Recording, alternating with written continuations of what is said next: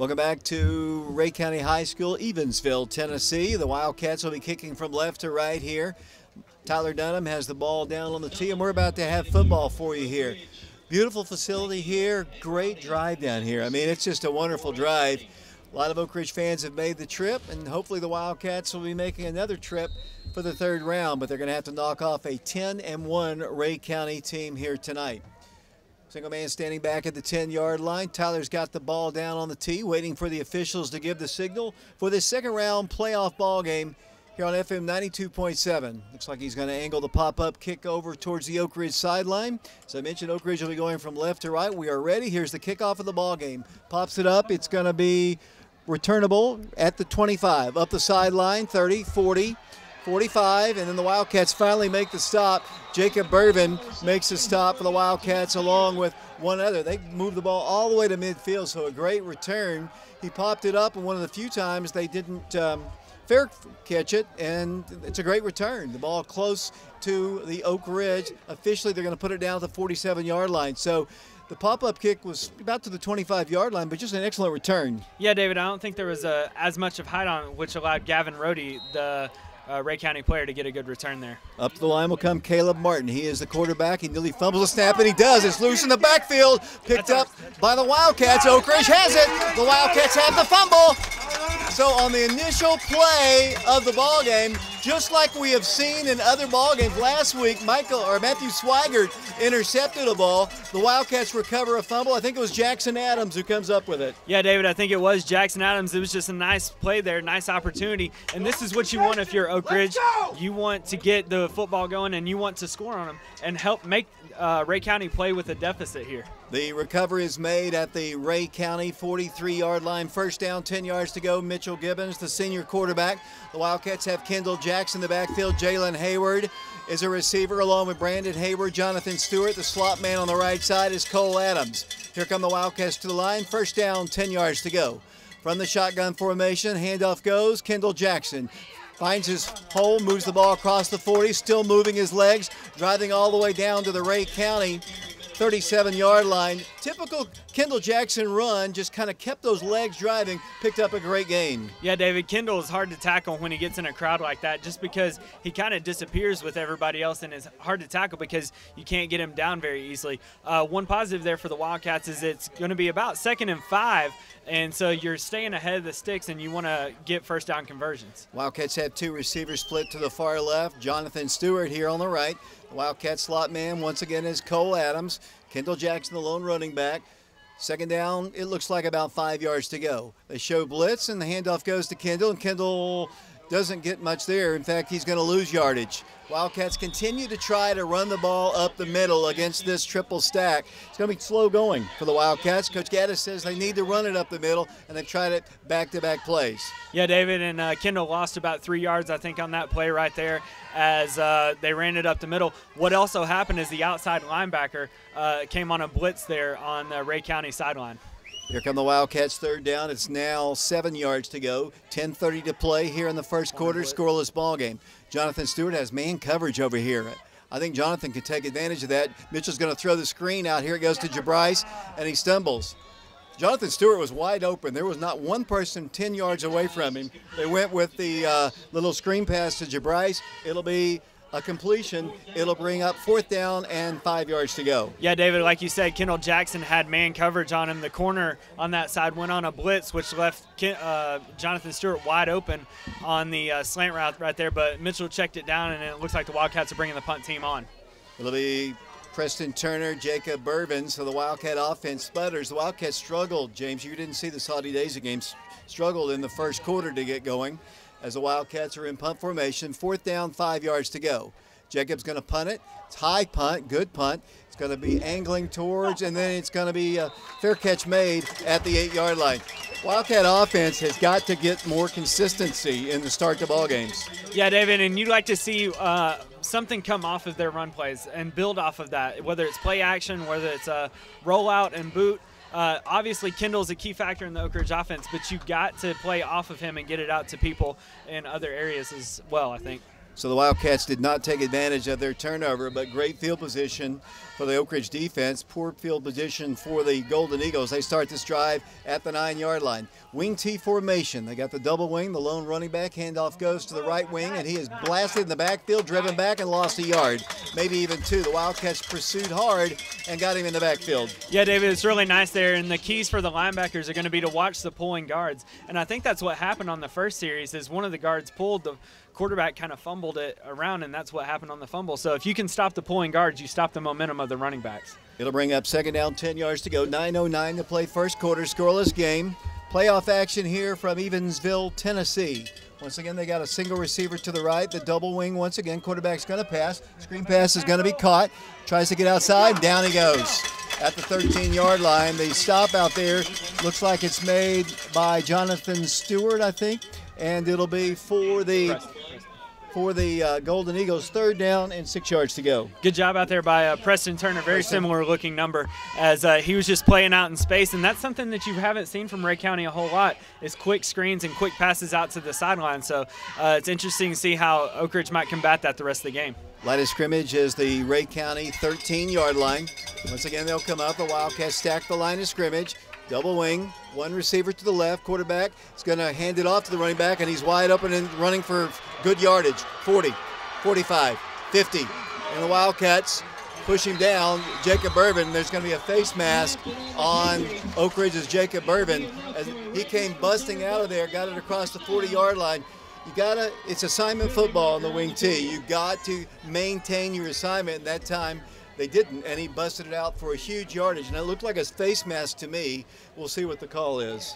Yeah, David, you're right. As what was interesting about that play is Rhea County sent one receiver all the way to the Oak Ridge sideline. He was probably 2 or 3 yards off sideline. That was the only receiver out there. So it spread the field way out and opened it up for that reverse, and the Wildcats just weren't able to contain the reverse there as Rhea County looks like they're going to start at about the 39-yard line. Say the smaller press box. It'll be first down, 10 yards to go. The Wildcats had him hemmed in back there. Just a big play busted out there. Single man splits out to the right side. Jaden Goodwin, 6'1", 160-pound senior. Double wing. The wing comes in motion. Quarterback hands it off to him. They try to get wide, and Wildcats drop him with Jonathan Stewart right at around the 34-yard line to gain about 3 yards to go. It's a long run all the way across the field. The Wildcats drop him after a gain of about 4. Yeah, it was a really nice pursuit there by the Wildcats as they just chased him outside and continued. He may have gotten 3-yard run on that play, but he probably ran about 40 to get the 3. 7 minutes, 35 seconds to play first quarter. Just underway, 0-0 the score. Ball's at the 35. Once again, they have a single man split to the right side as a receiver. Double wing once again. Caleb Martin is the quarterback. Martin hands it off to number 32. Good pursuit this time. The Wildcats dropping behind the line of scrimmage. Wildcats did a really good job on the short side of the field. It'll be 3rd down and long once again. Really nice job there by the Wildcats on the pursuit. As if I were Rhea County, I would keep running it to the wide side of the field. It's obvious with what you're doing. But Rhea County wants to get blockers out in front. They want to get the wings. They want to get the tight ends, guards, and tackles that they pull. They want to get them out in front and lead block for that guy. Great job by the Wildcat defense linebackers pursuing on that play and not letting them get outside. 3rd down, 8 yards to go. 6 minutes, 51 seconds to play first quarter. Once again, they'll split out a single receiver here to the near side, which is to the left of the quarterback, and he is going to pass. Back to pass. In a lot of trouble. Running for his life. Looks down the field. Tries to turn the corner, and he's pushed out of bounds by the Wildcats. All the way over to the sideline, right at the sticks. I don't see a flag. It'll be 4th down facing the Golden Eagles. That time the quarterback rolled to his left, just did not have any place to go at all. It'll be 4th down facing the Golden Eagles. Yeah, David, as Isaiah Boone was on good pursuit there as he chased him all the way to the Oak Ridge sideline. And a little bit of the issue there, maybe people were worried about a flag as he's talking about out of bounds. But you got to credit Isaiah there as he did a great job of pursuing the whole time, and he never gave up. As it looks like Rhea County is going to punt the ball here from their 37-yard line. It will be 4th and about 8 yards to go. Their punter for Rhea County is number 83, which is Luke Miller. Back deep to receive is Preston Turner. Standing back at around the 10-yard line. 6:33 to go. Flags are down, might have a delay of game. It is going to be what? The officials are talking about it, and I didn't see the signal exactly.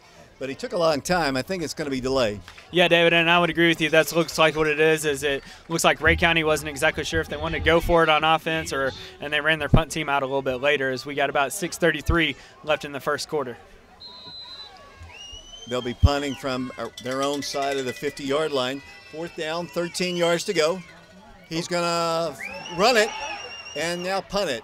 Kind of like Oak Ridge. It's an end-over-end kick. It's going to roll all the way at the 1-yard line. Will it be a touchback? He ran into it. I think they're going to say the 1-yard line.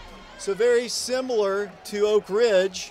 Very similar to Oak Ridge. The quarterback with the rugby style just ran, and then he finally punted it. Got to watch that later on in the ballgame. Yeah, I think part of the issue there, too, was the punter, who was Luke Miller, there kind of fumbled the snap a little bit. It got into his body, and he was trying to take his steps, and then he looked up, and there wasn't really many people around, so he kept going toward the line of scrimmage, as it will be down at the 1-yard line as the Wildcats have a 99-yard field in front of them. Wildcats will operate from the shotgun, single receiver to the right, single to the left. Wildcats with a double tight end set, like a double wing set. Mitchell, high snap. Kendall Jackson moves the ball to the 5 and gets up to around the 5-yard line, closer to the 4-yard line, just trying to find some working room there. Yeah, David, and I think one of the things, looking at the Fulton film from last week, what Fulton seemed to have a lot of success on in Ray County, especially early in the game, was going outside. They were able to use their speed on Ray County, and you'd like to see Oak Ridge try to do that as well a little bit here to maybe get out further past your end zone. Officially, they're going to say a gain of 2, 2nd down, 8 yards to go. Scoreless ball game. Oak Ridge and Ray County here from Evansville, Tennessee. The line of scrimmage is the 3-yard line. Mitchell from the shotgun. Don't need a safety right here. Good snap this time. Handoff goes to the running back, and he moves the ball to the 5 to the 6-yard line. You just can't do a whole lot when you're so deep in this territory. No, David, you can't. And now that you're out a little bit further, you're past the 5-yard line, it looks like possibly that you can maybe do a little bit more, as Ray County was playing with no safety out there on that play. Everybody was basically, you got 9 people in the box trying to stop the run. 5:17 to play here in the first quarter. 3rd down, 7 yards to go. The ball officially at the Oak Ridge 4. Kendall Jackson in the backfield for the Wildcats. Center Ethan Hewitt.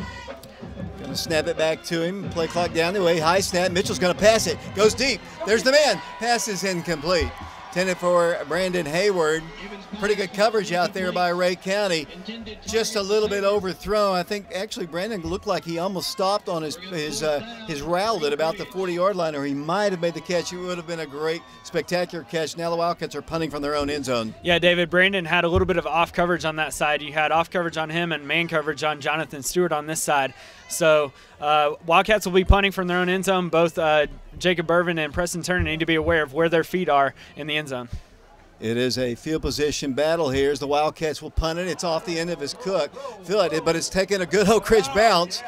It did not get anywhere more than 15 feet above the ground. He did not hit it well. Hit it too fast, actually, but took a beautiful roll for Oak Ridge. But they still have great field position. They'll start at the 49-yard line of Oak Ridge. Scoreless game. Yeah, David, not the best punt there from Preston Turner, but one thing that was positive, it looked like Preston hit the top part of the ball as he punted it there, and it rolled, which caused him that. But you want Preston to get it out there, and I think that he rushed a little bit on that, just trying to make sure it wasn't blocked. We have no score here. 4:45 to play. Fast-moving first quarter. Wing T, double wing, one lone running back, and the quarterback's going to hand it off to the fullback type guy who moves the ball to the 45-yard line. It's a gain of about 3 as they move the ball forward, and it'll be for the Golden Eagles. 2nd down and 5 yards to go. Yeah, David, just a little bit of a fullback dive there for Ray County, as I believe that was number 26, Ryan Young, just right up the middle. They faked the end around there, a little toss. So they're trying to mix it up for the Wildcat defense. 2nd down, 5 yards to go, 4:10 to play. First quarter, no score here from Evansville, Tennessee, Ray County. Quarterback hands it off misdirection left side. It's wide open again. Driving down for a first down across the 30. Then another face mask going to be called. Wildcats grabbed them up high. I think Matthew Swigert tried to. When they've gone in this direction, that's when the Wildcats have had their troubles.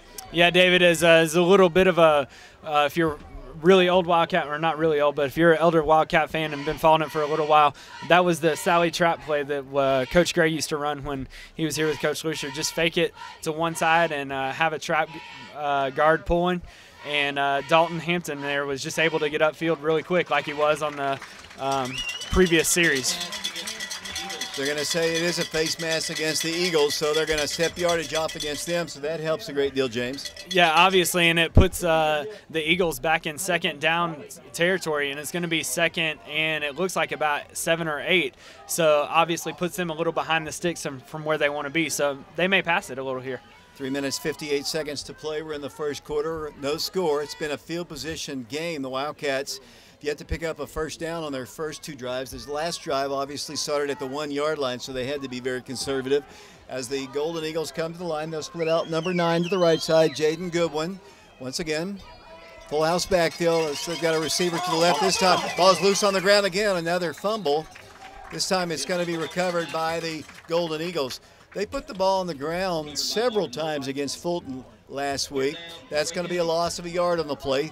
3rd down, 8 yards to go, 3:44 to play. First quarter, no score. Oak Ridge and Ray County. Yeah, David, as that was Caleb Martin there again, just quarterback, not able to have a good exchange there with his center. And like you said, that happened several times last week, which kept Fulton in the game. And being a freshman, that may be a little bit of a struggle as he doesn't have that kind of seniority and that veteran status yet. Around the 47-yard line, they split out a single man wide to the right side. Number 2, actually 2 receivers out there. Got a slot man on the right. Quarterback is going to pass. Boy, he's quick. Rolls to his left. He's running. He fires the pass. It's going to be dropped. Quarterback should have run it. He is fast as lightning, James Branson. If he hits that corner, that's a first down easily, but he elected to pass it. And fortunately for Oak Ridge, they dropped it. Yeah, David, Isaiah Boone out there was trying to play contain as best as he could, but as good as he was getting out there, I'll tell you what, Caleb Martin is a really good sprint out quarterback. I may even let him scramble a little bit if I were Ray County. Oh, he's fast. I mean, he could have gotten a first down if he elected to run right there. I mean, he probably could have been picked up at least 15 or 20 yards. So, again, that's that freshman experience. Preston Turner needs to make a catch here. He's staying back at the 10-yard line. The Wildcats got to make sure they actually do punt it. It's 4th down, 8 yards to go. And they have 3 blockers for the punter. He punts it straight. End over end kick. It's going to take another good bounce, and it's going to roll into the end zone. That's going to be a touchback. I thought for a moment Preston was going to grab it at about the 5-yard line, and I'm so thankful he did not because it rolled into the end zone. Yeah, really smart there by Preston Turner not to pick it up. Obviously, in football, on punt returns especially, there's this idea of negative yardage or net yardage, and punt returners fielding the ball and trying to get a little bit better field position. But good job there by Preston because that puts us at the 20, not inside the 10. Now we got to get the offense rolling here. Jonathan Stewart's going to be split out to the right. The Wildcats have 3 receivers to the far left. The Wildcats have Jabrise Taylor, Brandon Hayward. Wildcats first down, 10 yards to go, 3 minutes to play first quarter. We have a scoreless ball game here from Ray County High School. Here comes moving on the line. Look like they jumped. We'll check the call. Let's see if Oak Ridge flinched. I thought Ray County moved. That might have caused Oak Ridge to jump. We'll wait and see. Official is going to signal. It is illegal procedure against the Wildcats. So I think that just that little movement there by Ray County kind of scared. Maybe our lineman caused him to flinch just a bit. Yeah, David, and they also, Ray County has 8 guys in the box. They're packing the box. They're not playing with the safety right now. Everybody's right at the line of scrimmage, and I say that they move a guy back. So now it's first down, 15 yards to go. The ball's at the 15-yard line. Offense has got to get rolling here, need a big play. The Wildcats are going to hand it off to Kendall Jackson. Here he goes to the left side, then he goes down right at the 15-yard line. Kind of an odd way he went down. It looked like they horse-collared him or hit him in the neck or he slid. Either way, he went right down immediately when I thought he was going to hit to the outside and was going to take it a while. Yeah, David, and it looked like he did slide down a little bit. It looked like he was trying to plant and come back to the inside. It looked like he had leverage there, but I think he slipped on that play, and it's basically going to be a no yardage gain there. I think the Wildcats have got to start passing. 2 minutes, 30 seconds to play. Jabrise Taylor, Jonathan Stewart to the right. You know, Coach Gaddis loves to run the ball. As I agree with you, I think they need to throw the ball. Mitchell is going to pass. Has time, throws it across the way. Pass is caught. 1st and 10. Jonathan Stewart, he fumbles it, recovers it.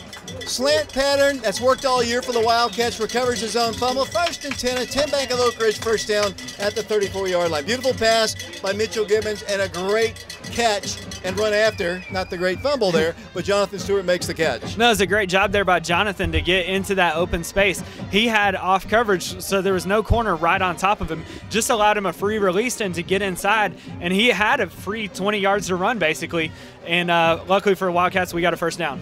First down, 10 yards to go. The ball's at the 34-yard line. 1:50 to play first quarter. We have no score.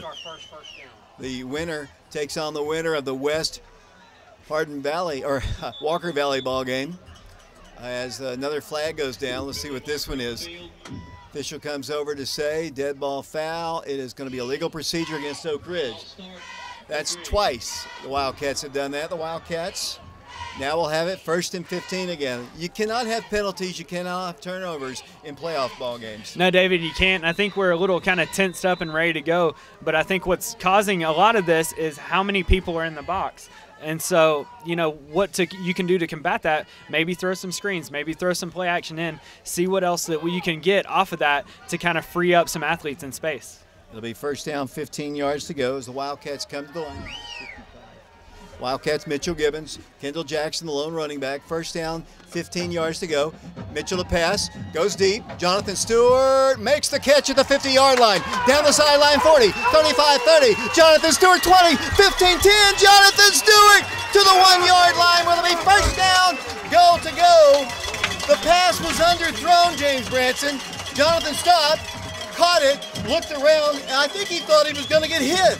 Nobody hit him. So he says, I'm going to take this one to the house. He takes it all the way to the 3-yard line. First and goal, Oak Ridge. Really nice job there by the Wildcats. And, you know, maybe Mitchell meant to underthrow it because Jonathan had two people on him, one guy inside, one guy on top of him. Jonathan made a nice adjustment. Ball just fell right in his hand, and Jonathan kind of turned the guy around, which got him open and all the way down to the 3-yard line. Great pass. Great job there by Jonathan Stewart. 69 yards on the pass play. The Wildcats first and goal. The Rhea County 3 handoff goes. Kendall Jackson, touchdown Oak Ridge. 37 seconds to play here in the first quarter, and Oak Ridge takes the lead. 6-0, and the Wildcats will go for the extra point. Really nice job there, just getting Kendall Jackson out wide. I think we had run it up the middle so much that they were prepared for that, and Kendall was just able to get to the edge really easy and basically could have walked into the end zone. Really nice drive there. The passing play setting up the run there at the end. And the Wildcats, Efren Rodriguez will come into the ball game. The holder will be Hayden Tarwater. Kai Hirsch will be the long snapper. The Wildcats did not get a lineman in the ball game. They're having to run out there Michael Walker. We're down, the play clock is down to 11 seconds. The Wildcats going for the extra point. 6-0 Oak Ridge. The snap, the hold, the kick is up by Efren. It's up, and it's no good. Off to the right. Take a quick timeout. We'll send it back to Brian Bennett at the station. 6-0 Oak Ridge. Back for the kickoff in 60 seconds. Deep for the Eagles. Down on the boot for the Wildcats.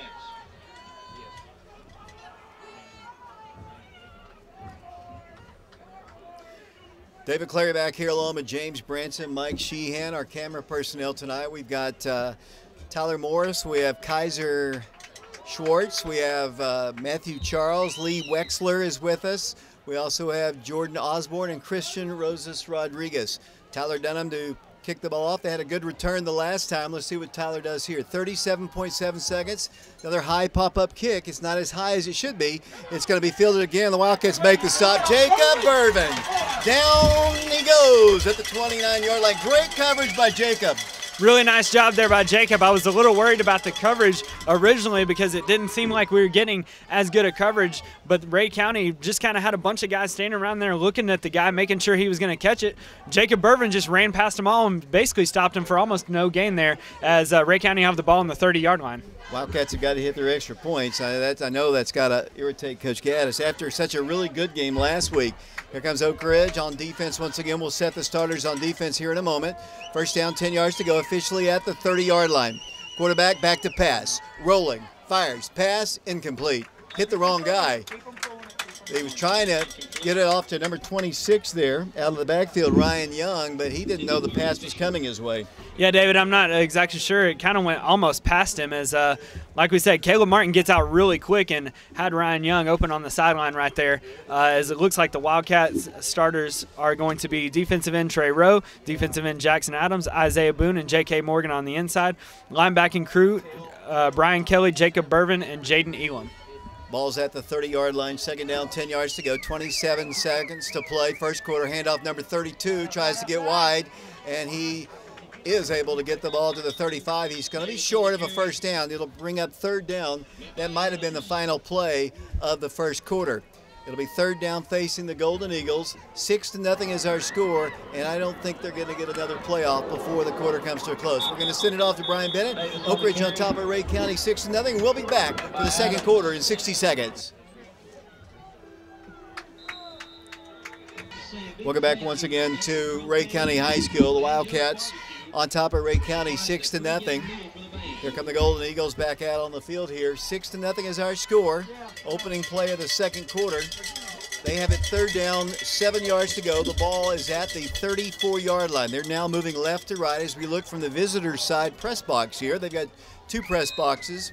We're on the visitor's side. Single man split out to the left side. Single man to the right.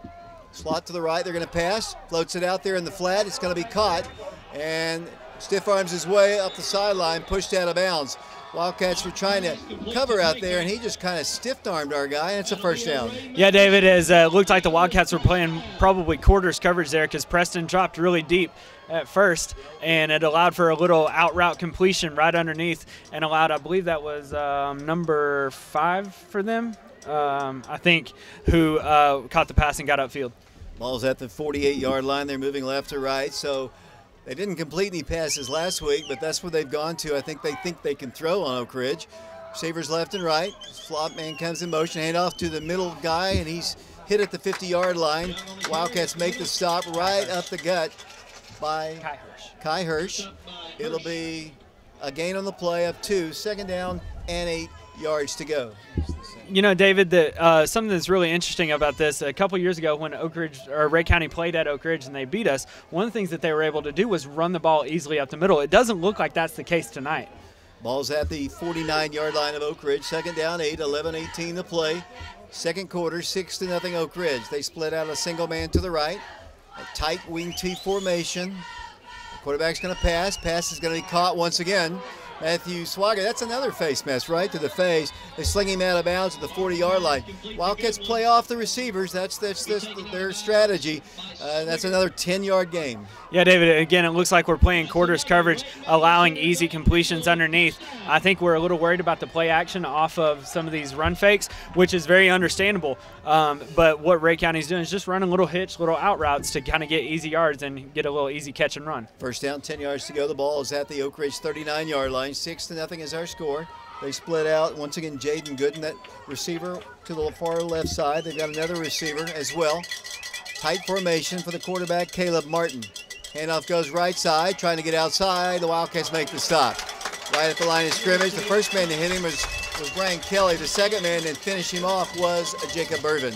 Yeah, it's a really nice job there by Jacob Burvin. As an outside linebacker, what he's told to do is keep that outside shoulder free. And you don't want to give up your outside shoulder. You'll take that inside shoulder hit, but that outside shoulder has to stay free so you can run outside and make good tackles like Jacob did there. And it allowed Brian Kelly to make a nice tackle on the outside as well. Second down, 9 yards to go. 10:29 to play. First half, the Wildcats on top, 6-0.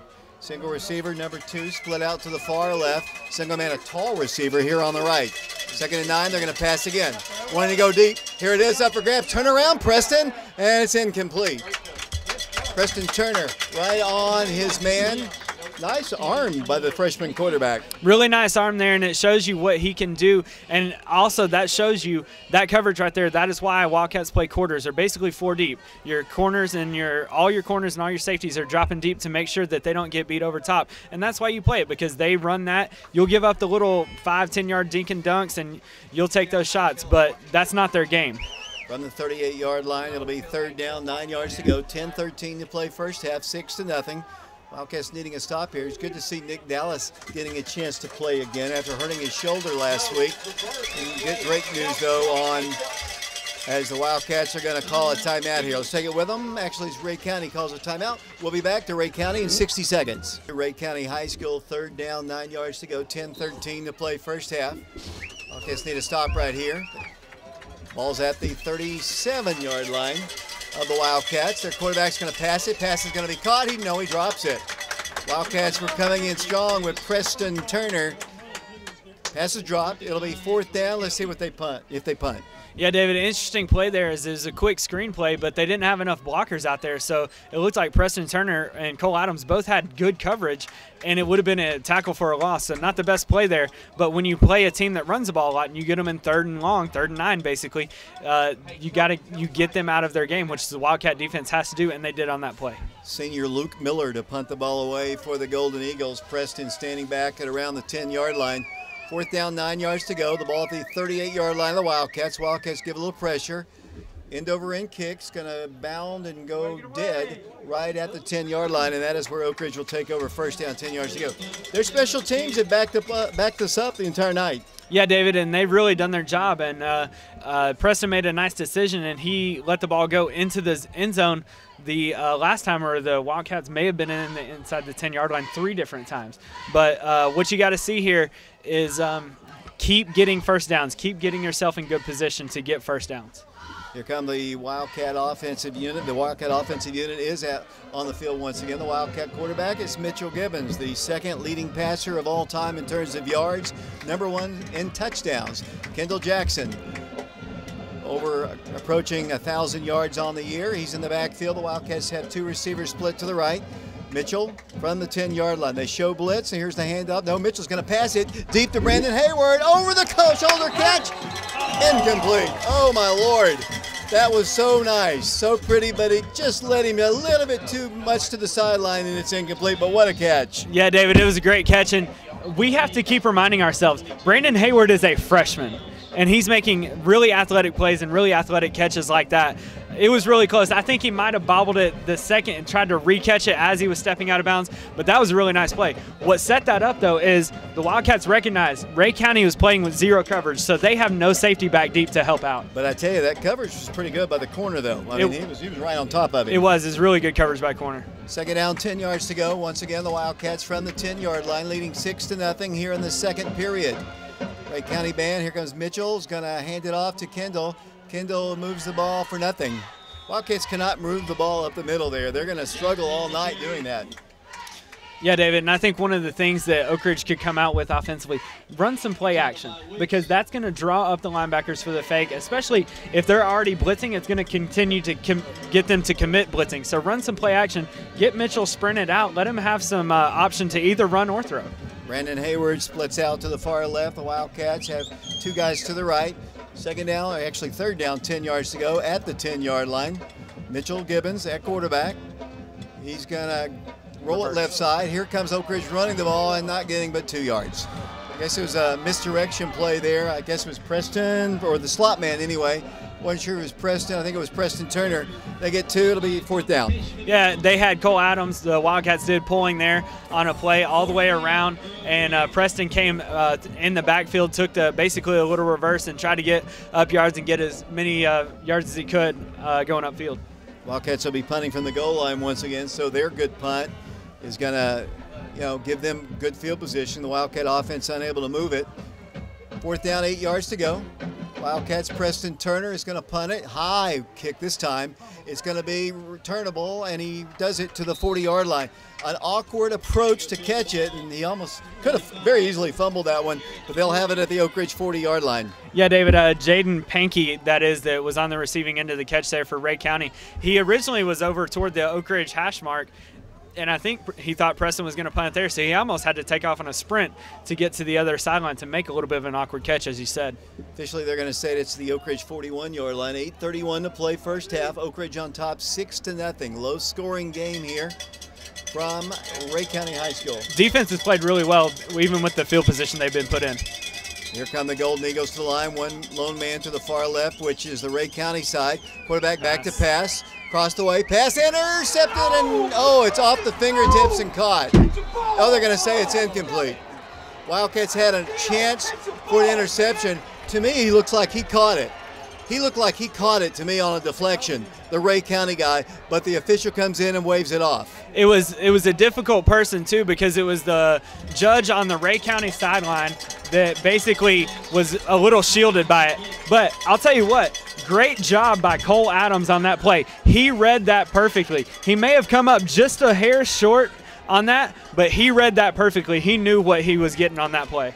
So it's second down, 10 yards to go, 8:24 to play here in the first half, 6-0 our score. Ball's at the 41-yard line. So they have come out throwing the ball against the Wildcats when they didn't really throw the ball much at all last week against Fulton. Once again, single man to the far left. Quarterback hands it off to the back, and he is hit by Brian Kelly and dropped behind the line of scrimmage. Sophomore drops him. BK all day. It'll be third down, 10 yards to go. Yeah, a little bit of a different look there from Ray County, as that was normally their fullback, Dalton Hampton, as he was able to basically kind of get it on a little bit of a sally there, as is a little bit of trap coming back against the grain, following his guards. And a great job by the Wildcat defensive line and linebackers, as they went with their reads, saw what the guards were doing, and it took them right to the football, as we have a third and 9. Third and 9. Ball at the Oak Ridge 40-yard line, 7:46 to play. Receivers left and right, quarterback to pass, across the way, pass, incomplete. Spinning out there for the Wildcats was Matthew Swigert. It's fourth down again. Yeah, this is a team, I guess they thought, well, we can throw on Oak Ridge, and that's what they're trying to do. Yeah, and it seems like Ray County, they weren't getting a lot of yards outside on Oak Ridge's defense. It was hard going up the middle, so I guess that they're thinking the best strategy is maybe to be able to throw on them, and they've been able to hold the field position battle, so it hasn't hurt them thus far. 6-0 is our score. They'll punt once again. Wildcat defense playing well. Wildcats have their man standing back at the 10. Pressure, kick is away. Wobbly kick once again, no field position. They're going to down this one again at the 10-yard line.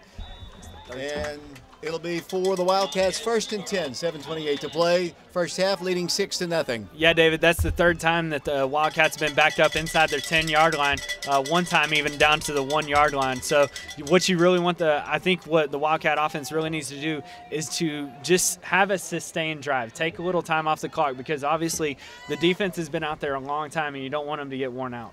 First down, 10 yards to go. The Wildcats, I think they got to throw the ball, James Branson. I know we're on the 10-yard line, but I think we have to move the ball that way. Kendall Jackson, the lone running back, 2 receivers to the right. This is a stout defense by the Ray County Golden Eagles. Slot man to the left. Here comes the pitch to Kendall Jackson, looking for a hole. Moves the ball back to the line of scrimmage. Yeah, David, and I would agree with you there, as Wildcats were just trying to get it out on a toss play. Nice contain there by, I believe, number 35 for them, or 33, excuse me, which is Eli Johnson.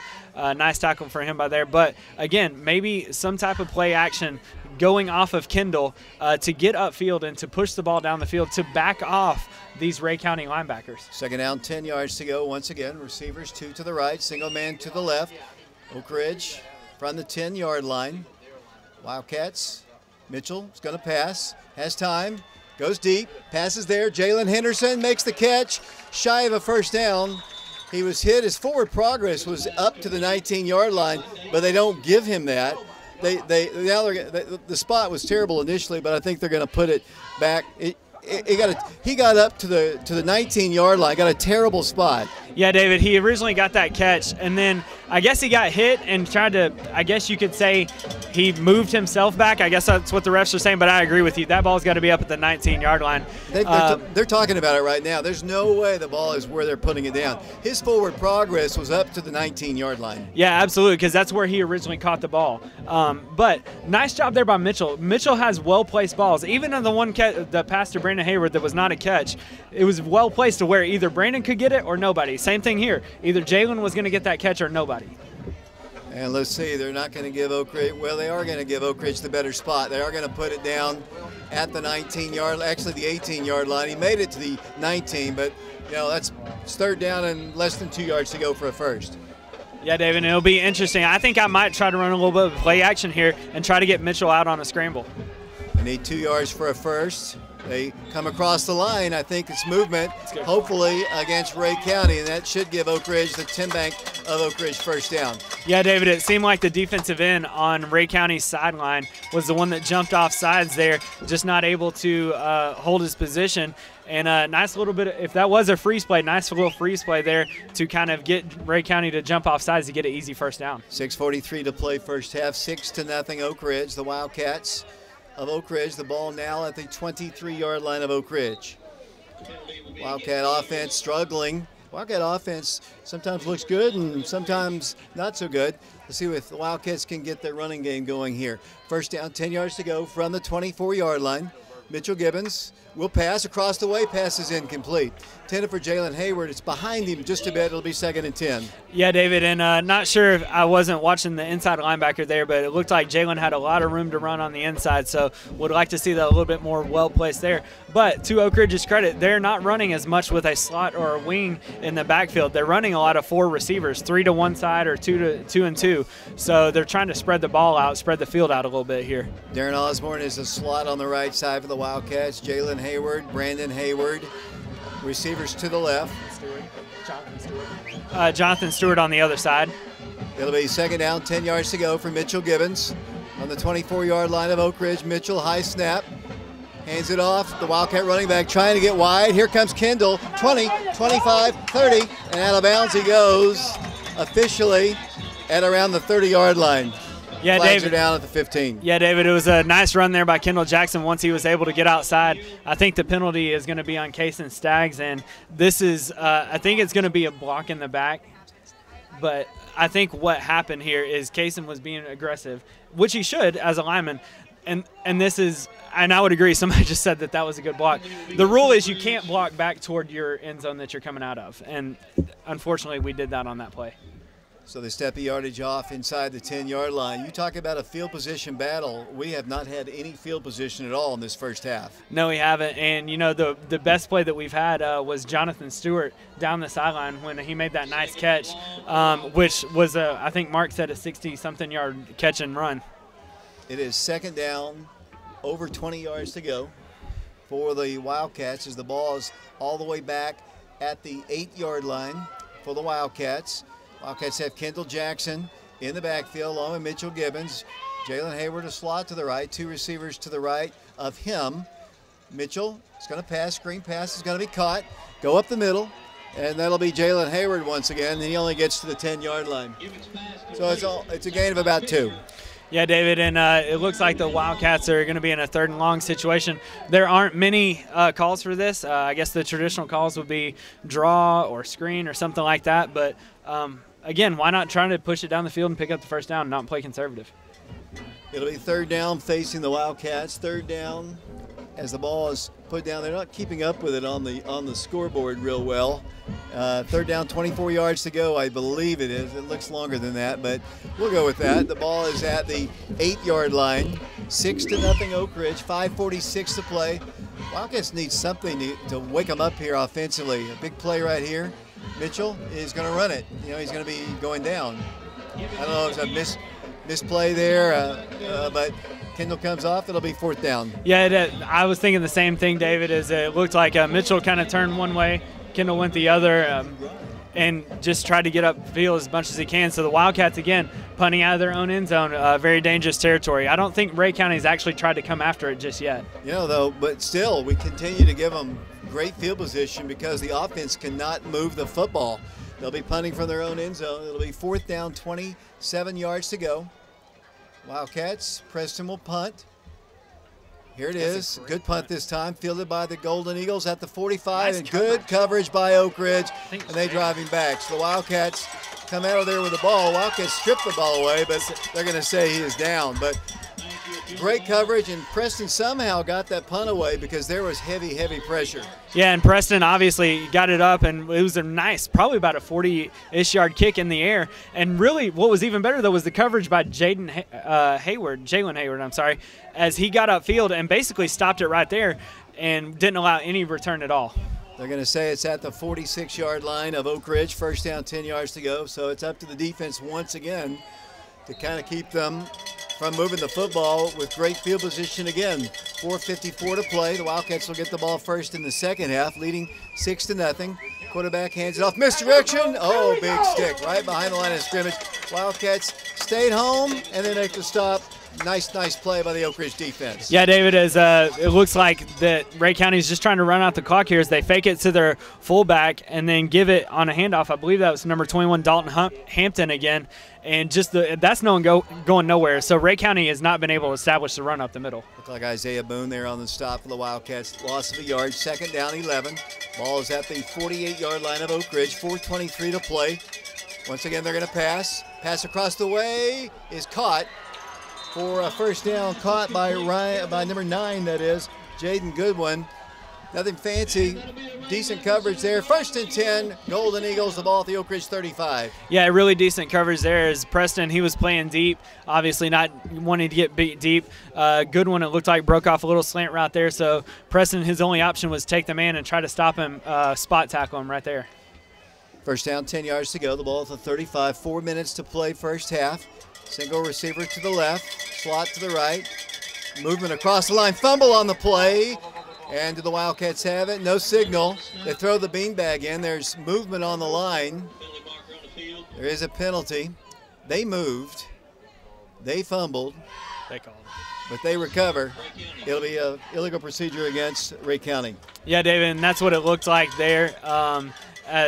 It looked like the ball came out, but again, if you're the Wildcat defense, you got to keep them in these long scenarios. Ray County wants to run the football, and especially with about just over 3 minutes on the clock, they want to eat up as much of this and try to score at the last second. 3:48 and counting, 6-0 Oak Ridge. The Wildcats in the lead here. The ball's at the 40-yard line of Ray County, or of Oak Ridge, that is, I'm sorry. Single man to the right. Once again, that's Goodwin. They've got a receiver to the left. Full house backfield. They're going to pass again. Get your hands up. Pass is going to be caught. They move the ball up to the 30-yard line. That one could have been batted down. The Wildcats have got to get their hands up. Jaden Elam came in. He could have knocked that one down. Yeah, David, he definitely could have come off the edge there. And one thing that was interesting about the Wildcat defense and what they're doing, it looks like Preston Turner is the one staying on Goodwin, and it looks like Matthew Swigert is either taking the tight end or the other receiver, which I believe on that scenario was number 2 for them, which is Jaden Pankey. Gain of 9 on the play. It'll be 2nd down, 6 yards to go, 3 minutes to play. First half, the ball is at the 31-yard line of Oak Ridge. Quarterback's to pass again. Pass is going to be intercepted almost by the Wildcats. It was tipped by the receiver and almost picked off by Matthew Swigert. It'll be 3rd down. Yeah, David, one of the positives about playing the coverage that the Wildcats are playing is that Matthew Swigert and Preston Turner both are very quick. And so with Matthew being that quick, he's able to, if the ball's a little late or if it's a little short or if there's a tip or something like that, he's able to come sprinting up. And he came sprinting up, and he had eyes on the end zone. Ball is at the 31-yard line. 3rd down, 6 yards to go. They've been successful on 3 third-down conversions here. Once again, single receiver to the right. That's Goodwin. Preston Turner on him. Quarterback back to pass across the way. Pass is caught by Goodwin. And the Wildcats make the stop finally at the 15-yard line where it'll be 1st down, 10 yards to go. Really nice coverage there by Preston Turner. Just a completion to Goodwin, as you said. But Preston Turner was even closer on that coverage than he was on the previous one. So Preston is trying to sneak in there a little bit more on Goodwin. Ball's at the 15-yard line. They don't have as much room to work with here. We're down to 2:35 to play in the first half. 6-0 is our score. Once again, Goodwin splits out to the right side. He's a good one. I mean, I didn't really mean it that way, but 1st down, 10 yards to go. They're going to pass again. Pass is going to be caught in the big hit. And stop is made by Matthew Swigert right at around the 12-yard line. It'll be for Ray County, 2nd down and about 7. Yeah, David, and most of these routes that you're seeing for Ray County, besides the few deep routes that they've thrown, several have been hitches. Most of them have either been out routes to number 2, I believe that's Pankey, or number 9, which is Goodwin, on a slant route. 2nd down, 7 yards to go. Receivers left and right. Once again, movement, handoff, and they are going to call it. There was movement on the left slot man, it looked like. I think it was actually number 21 for them, which is Dalton Humphreys. I think he flinched a little bit because I think you were right. The slot man on the left, number 32, Ethan Davis, was the one that was supposed to get the handoff there, and I think 21, Hampton, was the one that flinched there. So positive there for the Wildcat defense is that you're, again, in what's going to be 2nd and 12, 2nd and 13 with under 2 minutes left. Minute 49 exactly as they do walk it back here. The penalty yardage. Field position war, and we have lost it to this point, but so far the defense has kept them from scoring. Ball is at the 17-yard line. Second down, 12 yards to go. 1:45 and counting in the first half. 6-0 is the score. Here come the Golden Eagles to the line. Goodwin splits out to the right side. Coverage on him by Preston Turner. Back to pass. Deep drop. Looking to run. A lot of trouble. Cuts up the field. Moves the ball. And is going to be pushed out of bounds at around the 10-yard line.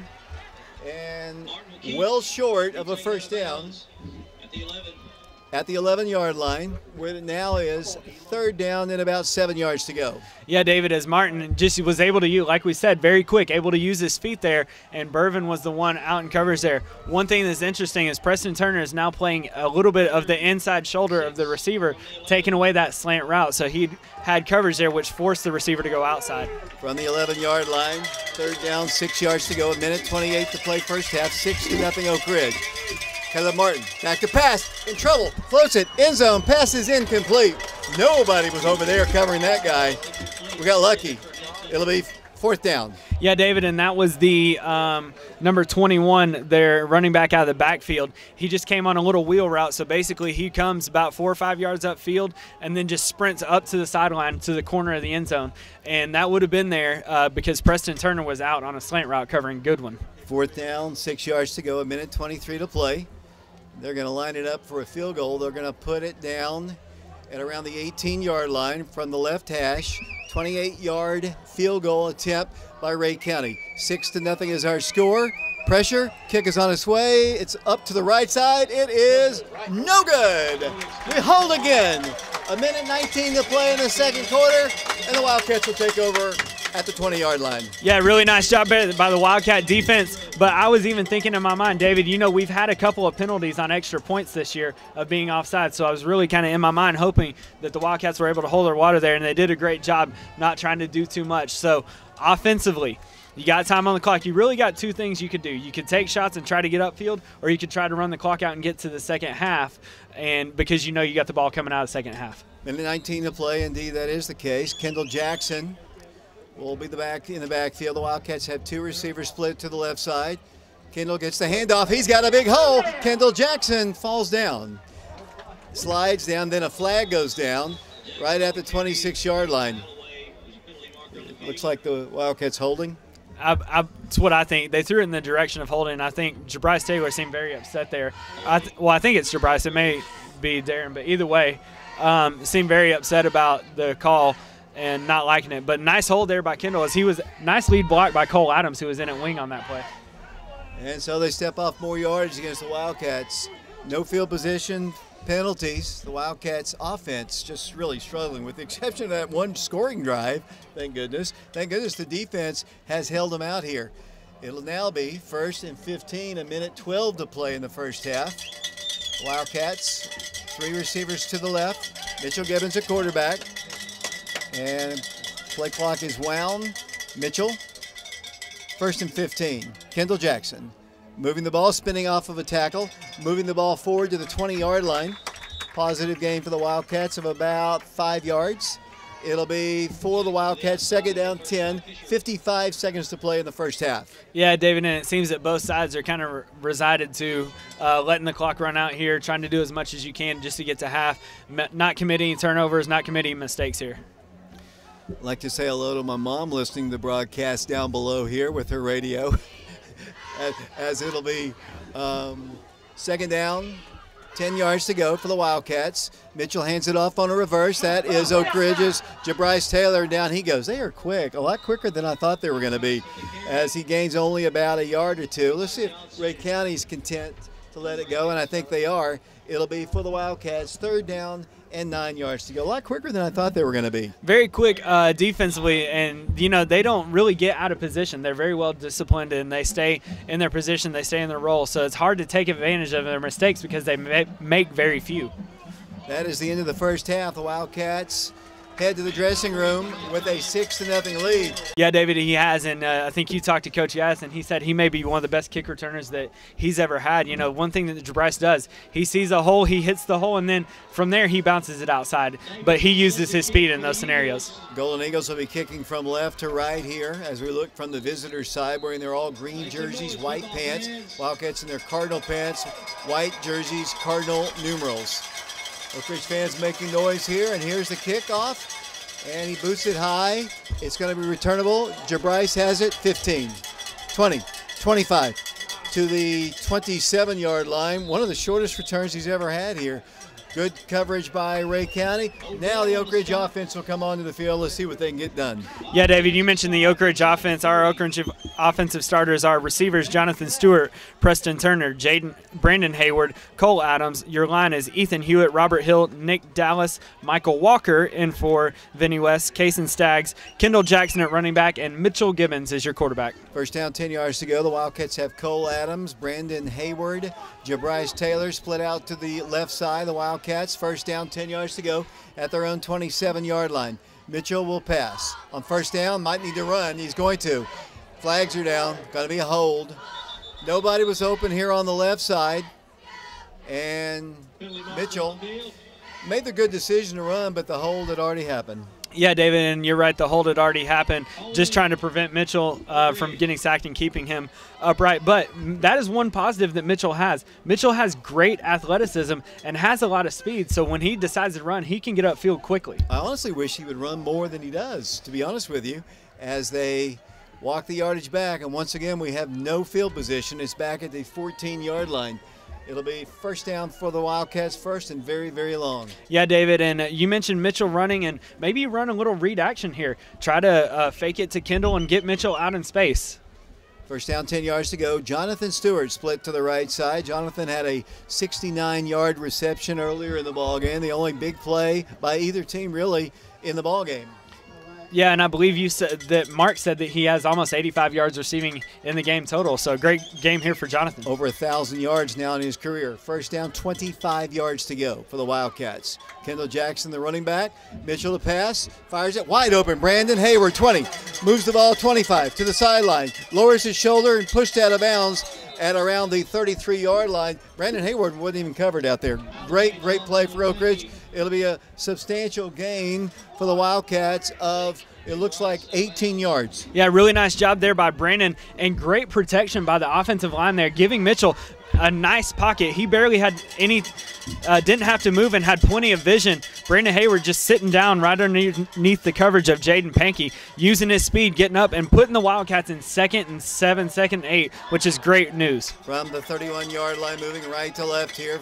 Second down, 8 yards to go for the Wildcats. In motion comes Cole Adams in a slot to the left. Wildcats, Mitchell's going to pass again. Fires the pass. Cole Adams, 1st and 10, drives his legs all the way across to the 50-yard line. Cole Adams, ladies and gentlemen, 1st and 10, Oak Ridge. You know, David, Cole Adams runs the best wheel route. And that's really one of the main routes that they have him run. We've seen him run a corner route, but he basically comes across the line of scrimmage, fakes like he's going to block the receiver or the cornerback on that side and just runs straight upfield. Mitchell puts it right on him and put it right underneath the coverage and allowed Cole to run and use his speed and athleticism. Ball is at the Ray County 49-yard line. 3 receivers to the right. First down, 10. Movement across the line. Those Eagles jump the nest. It'll be a 5-yard step off. Really nice job there as the Wildcats are now on the other side of the field as they are able to get in a 1st and 5 scenario. And the ball is going to be put down at the 44-yard line. We have spent the entire game inside the 15-yard line. I cannot believe it. I'm actually looking to my left here. It'll be first down, 5 yards to go, 11:30 to play. We're in the 3rd quarter. 3 receivers to the right. Brandon Hayward, the lone man to the left. Boy, if they can get the ball to him quickly, that's a touchdown. They're going to hand it off to Kendall Jackson. No, it's going to be a pass. And there was holding and no call. Jabryce was held out there. He stopped his route in the middle of the field. He was actually being held. That was a touchdown, but it'll be 2nd and 10, 2nd and 5. Yeah, David, and you want to see Oak Ridge come back to that play. 2nd and 5, or 1st and 5, you got nothing to lose. Might as well take a shot. Great job there. Play action to Kendall, and basically Jabryce was wide open nobody would have been covering. He stopped running his route, but there was no safety there, which is why it was so wide open. It'll be second down, 5 yards to go, 11:25 to play. Mitchell Gibbons, a quarterback. In motion will come Cole Adams once again. It'll be for the Wildcats. Mitchell back to pass all day. Crossed away, Brandon Hayward, pass intercepted. In double coverage, he picks it off at the 15-yard line. Right in the middle of the field, great coverage by the Golden Eagles. That's okay. It'll be first down, 10 yards to go. So another turnover there. Roddy there on the interception. It'll be once again the Golden Eagles.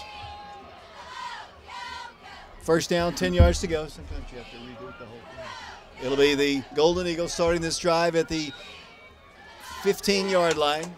Up to the line they go. 11:19 to play. Here in the first half, 6-0 Oak Ridge. The Oak Ridge defense is going to have to do it again. Caleb Martin, a quarterback, hands it off number 21, trying to get wide. Down he goes at the 10-yard line. Great play. I believe that was Kai Hirsch on the stop for the Wildcats. Really nice job there by Kai Hirsch, playing contain on the outside and not letting anything outside. Nice tackle there on Dalton Hampton. It'll be second down and long. Second down and looks like about 16 yards to go. Ball's resting at the 11-yard line. Here come the Golden Eagles. Single receiver split to the right. Once again, Caleb Martin, a quarterback. Fires a pass, incomplete. His receiver fell down, slipped. That was Goodwin on the do. It'll be third down, 16 yards to go. So the Oak Ridge defense playing with Matthew Swigert, Cole Adams, Brian Kelly, Preston Turner, Jonathan Stewart, Jacob Bervin, Jaden Elam, Kai Hirsch. The Wildcats, Jackson Adams.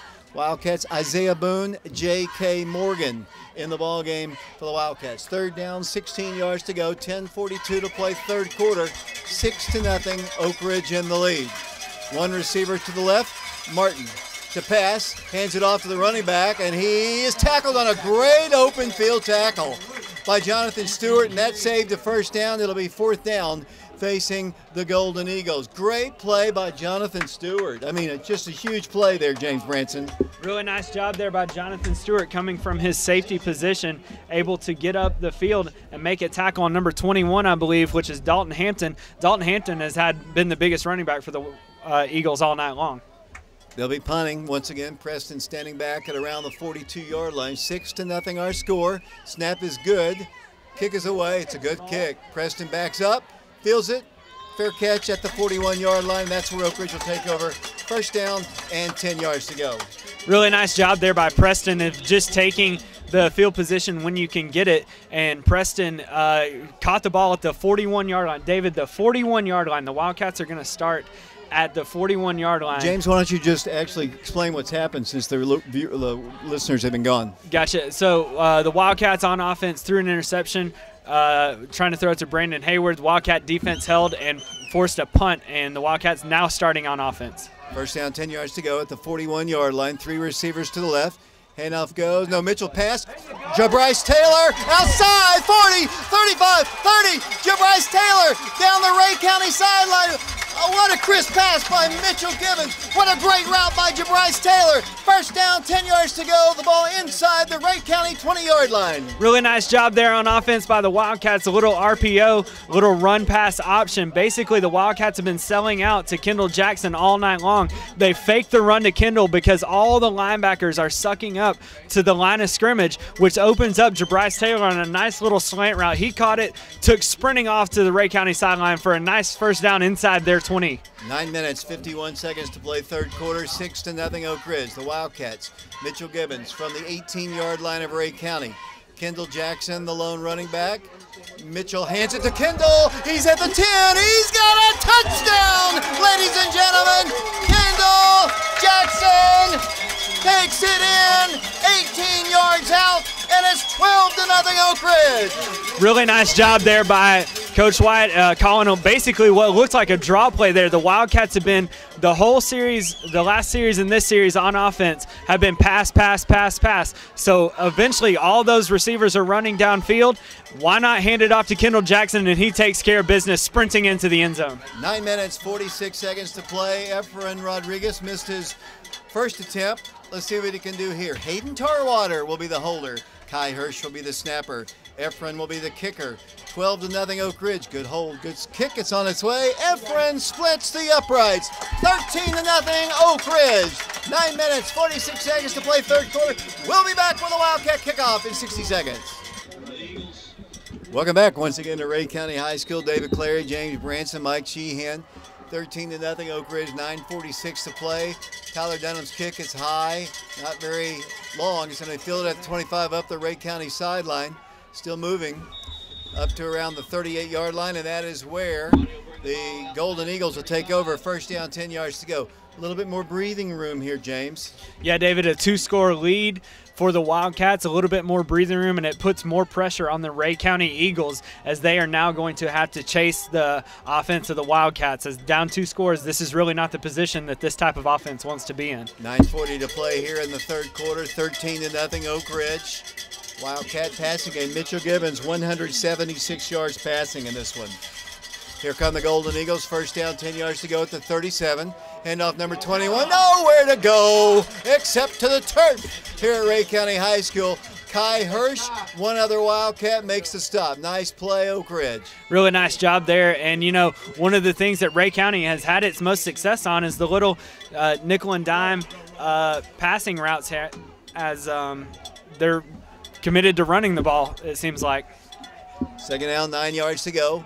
The Golden Eagles, the ball is at the 38-yard line, 9:11 to play. Handoff to the running back. Boom! Big stick. Down he goes once again. Wildcat defense coming alive here in the third quarter. Yeah, David, and Kai Hirsch, we've called his name a lot tonight, and he's having a really good ball game, and he's slowing down the running backs for Ray County and allowing the linebackers just flow and pursue, and it's really backing Ray County up into a bad field position. Third down, 8 yards to go. The ball's at the 38-yard line, 8:39 to play. Pass situation for them. The Wildcats 4 on the front. Quarterback Caleb Martin rolls to pass. Lots of pressure. Here comes the pursuit. He eludes the first wave. He looks down the field, fires the pass. It's intercepted.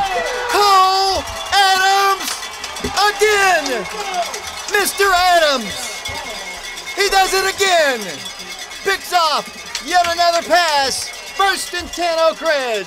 Yeah, David, and it was a really nice coverage there by Cole Adams, just playing back deep, knowing Ray County had to pick up the first down and throw a long shot there. Great pressure by the Wildcat defensive line, forcing Caleb Martin, the Ray County quarterback, out to scramble. Cole Adams, the ball was overthrown. Cole came sprinting up, made a nice play on that, and put the Wildcats again at the 40-yard line in good field position. 8:22 to play here in the third quarter, 13-0 Oak Ridge. Mitchell Gibbons, quarterback, once again. Here comes movement across the line. Give them 5 yards. Can't do that, green guys. 5-yard step off against the Golden Eagles. And this is the kind of offense, you know, we talked about how the Wildcat offense has been a little sputtered here and there. It seems as we have found our rhythm now and are able to move the football. You want to continue to see them do this and continue to put points on the board. Wildcat offensive line, that's great to see. Nick Dallas back out there. He hurt his shoulder last, and he's playing with a little bit of a harness. And he and Brian Lefford have had a great relationship all weekend. James Branson. First down, 5 yards to go for Oak Ridge. The ball at the Oak Ridge 46-yard line. Wildcats did not take advantage of their first turnover. Let's see what they can do on this drive. Cole's on a slot to the right. Handoff, no, it is Kendall Jackson. Hard hit there. Time moves the ball for a gain of about a yard, maybe 2. It's going to be second down, 3 yards to go. Yeah, David, a little off-tackle run there by Kendall Jackson just gets up probably about a 1 or 2 yard gain, as you said, running right behind Cole Adams, who had a nice block for him. And, you know, you mentioned nice to see Nick Dallas in there. A little bit of a number change here. Jackson Adams is no longer wearing number 10. He is wearing number 55 for the Wildcats. Unfortunately, Vinny West is going to have some knee surgery, so his season is done. Unfortunately, he was hurt last week. Vinny, our best wishes to you. Second down, we'll call it 3.5 yards to go for a first. Mitchell Gibbons will have to pass. Goes deep. Brandon Hayward under it. Can't catch up. There was holding. No call. Going to try to get Kristen to tell me where these guys are from. Chattanooga. Chattanooga. The officials are from Chattanooga. And we finally found out there, James. Yeah, and I believe Lee told me that a little bit earlier, and I forgot to mention that, so that's on my end right there. But really nice pass there by Mitchell Gibbons. Basically, again, what Mitchell does so well is that he puts the ball in position where either his guy or nobody gets it, and Brandon Hayward almost came up with a spectacular catch there. We're in Evansville, Tennessee, listening to the game on FM 92.7 all the way down here. Third down. 3.5 yards to go for a first. Here comes Brandon Hayward running the ball. Brandon tries to get wide. He's got a first down and more. He moves the ball to the Wright County 35-yard line. First carry of the year for Brandon Hayward. Yeah, David, it was a really nice carry. Brandon able to use his speed there as the Wildcats came with a little bit of a different look. You know, usually the Wildcats don't have much of a tight end or don't utilize a tight end very often, but Cole Adams, they had him with his hand down on the line of scrimmage as a tight end as Brandon went in motion there. So really nice job there by getting to the edge and using Brandon's speed. Brandon Hayward, freshman, splits out to the left side. Slot man inside of him, Cole Adams. Other receiver, Jalen Hayward. Single man to the right, Jonathan Stewart. First down, 10 yards to go at the 36-yard line. There's Kendall, straight ahead run to the 35-yard line. Hard going up the middle there for Kendall. Yeah, hard going up the middle there, and again, you just want to test the waters a little bit. You've tried to throw a couple different passes out there. You've gotten the ball to Brandon in a different way on a handoff, so it'd be interesting to see what you could get there, and I think that was just Coach Wyatt testing the waters, seeing what Kendall could get up the middle. You know, this kind of offense, as you said, it is really hard to come from behind. Yeah, David, it's really hard because it's so run heavy, and everything has to be based off play action for Ray County. Second down, 7 yards to go for the Wildcats. The ball at the 35-yard line. Mitchell Gibbons all day to pass. Deep. Pass there. Pass caught. 15-yard line. Jalen Hayward. First down. A 10 Bank of Oak Ridge first down. Jalen Hayward missing a good portion of the year. Makes the long reception. What a strong throw that time by Mitchell Gibbons. Yeah, really nice throw by Mitchell as he fits it basically in between the corner and the safety. The corner was playing the short half of the field. It looked like the safety was helping over top, a little bit of a cover two look, and Mitchell just fit it right in there on the sideline. Great job of that, and we really need to come away with points. As you mentioned before, Ray County struggles to come from behind with a multi-possession deficit. 13-0 Oak Ridge, 6-10 and counting here in the third quarter. Oak Ridge first and 10 at the Ray County 13. Mitchell Gibbons hands it off left side again. Jalen Hayward stumbles, bumped, goes down, loses yards. That time there was nothing on the left side. There was no yardage at all, and little Jalen just got blasted. It's a big loss of 5 on the play. Yeah, David, and Coach Wyatt there, it looks like he was trying to get the ball to somebody else in a little bit of a different way, kind of like we did with Brandon and Jalen's brother earlier, just not able to get around the edge there as the Wildcats are now in second and what looks like about 16. Ball's at the 20-yard line now, 13-0 our score. The Wildcats in the lead. So now Ray County dealing with a little field position issues. Yeah, and obviously keeping them backed up or keeping them without the ball on offense is a deficit to them. Second and 16, Cole comes in motion, stays put in the slot to the right. Mitchell to pass all day. Now we'll run. Needs a block. He's at the 20, goes out of bounds to the line of scrimmage. Didn't want to take contact, I guess. 5:08 to play. It's going to be third down and 15 yards to go. You know, Mitchell, in previous years, he would have just taken the contact there. He's gotten a little bit wiser with age. Just a little bit wiser, but the positive news there is he comes away with some yardage. And for the Wildcats, I think what you're looking here for on this play is just to get some yards, maybe get closer to the 10 or 5-yard line. Maybe you go for it and go up 3 scores, or maybe you just kick a field goal and try to extend your lead a little bit more. You know, Efren hadn't hit both extra points real well here, maybe because of the cold. Very Who knows? true. Third down, 16 yards to go. The ball's at the 20. 3 receivers for Oak Ridge to the far right of the quarterback. They come across the line. Mitchell passes, floats it, end zone, passes, incomplete. Jonathan Stewart wanted a hold, none forthcoming. It's fourth down, and the Wildcats will come into the game. And it looks like they're going to go for a kick. Efren Rodriguez, this will be a long one for the sophomore. The holder will be Hayden Tarwater. They're going to put the block down, if they call it a block, I guess they do. at the 27-yard line. Actually, between the 27, making this a 37-yard kick. His long last week was 36. Yeah, and it's a little bit of a long kick, but, you know, Efren's got a really strong leg as a sophomore. First to snap, Tarwater to hold. 5:04 to play. High snap. Efren hits it, and it's up, and it is no good. Off to the left side. 4:59 to play, so the Wildcats don't come away with points. No, they don't come away with points there, but Efren Rodriguez had the leg on that just a little bit off to the side there. Going back to that third down play, one thing that you might like to see there for the Wildcats is attacking the middle of the field, because basically the only thing that Rhea County had in the middle of the field, they have no safety. They're basically saying beat us outside, or basically a middle linebacker is going to have to cover a receiver, which you want to take those matchups all the time. Ball's at the 20-yard line. It'll be first down, 10 yards to go for the Golden Eagles. 4:59 to play, third quarter. Oak Ridge on top, 13-0. They'll split out Goodwin to the right side. Oak Ridge defense is stout, posting a shutout to this point. At the 20, Martin to pass, floats it, long. Swigert defending, passes incomplete, caught it out of bounds. Swigert was on him. I tell you, Mike, Goodwin's a good receiver. Absolutely. That number 9 for them, I'm going to get his name real quick. His name is Jaden Goodwin. He's an excellent receiver. He caught that ball, David, but he was 1 foot out of bounds. It'll be second down, 10 yards to go. 4 minutes, 53 seconds to play. Boy, the Rhea County fans making a lot of noise.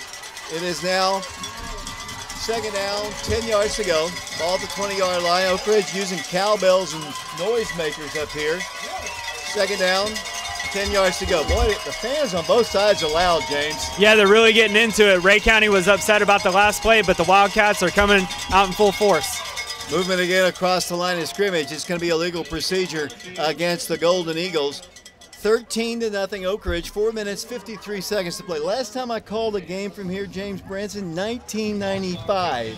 It was a while ago, and you know, we had a pretty good team in 1995, if I remember correctly. Maybe some guys named Bohannon and Gibson, McCadley. You know, there's a few good ones on that they were team. Okay, I guess. Loss of 5 on the penalty. Second down, 15 yards to go. 4 minutes, 53 seconds to play, third quarter. Second down, 15 at the 15 of Rhea County. They're moving left to right. Martin passes, boom! Big collision between the Wildcats and the receiver, and he is a little bit slow to get up. Cole hit him hard, but I think he's okay. Right at the point of attack. Good timing that time by Cole. Yeah, and that was Panky there that went up on a slant route. Really nice job by Cole as he was coming across from a safety position, and Preston Turner was the one, I think, that hit him in the ribs there. So really good by Preston, because he hit him as soon as the ball arrived. It'll be third down, 15 yards to go, 4 minutes, 49 seconds to play, third quarter from the 15. Wildcats trying to get another stop here. Golden Eagles moving left to right. Caleb Martin to pass, boom! He is delivering the pass, and he's going to get the first down just barely.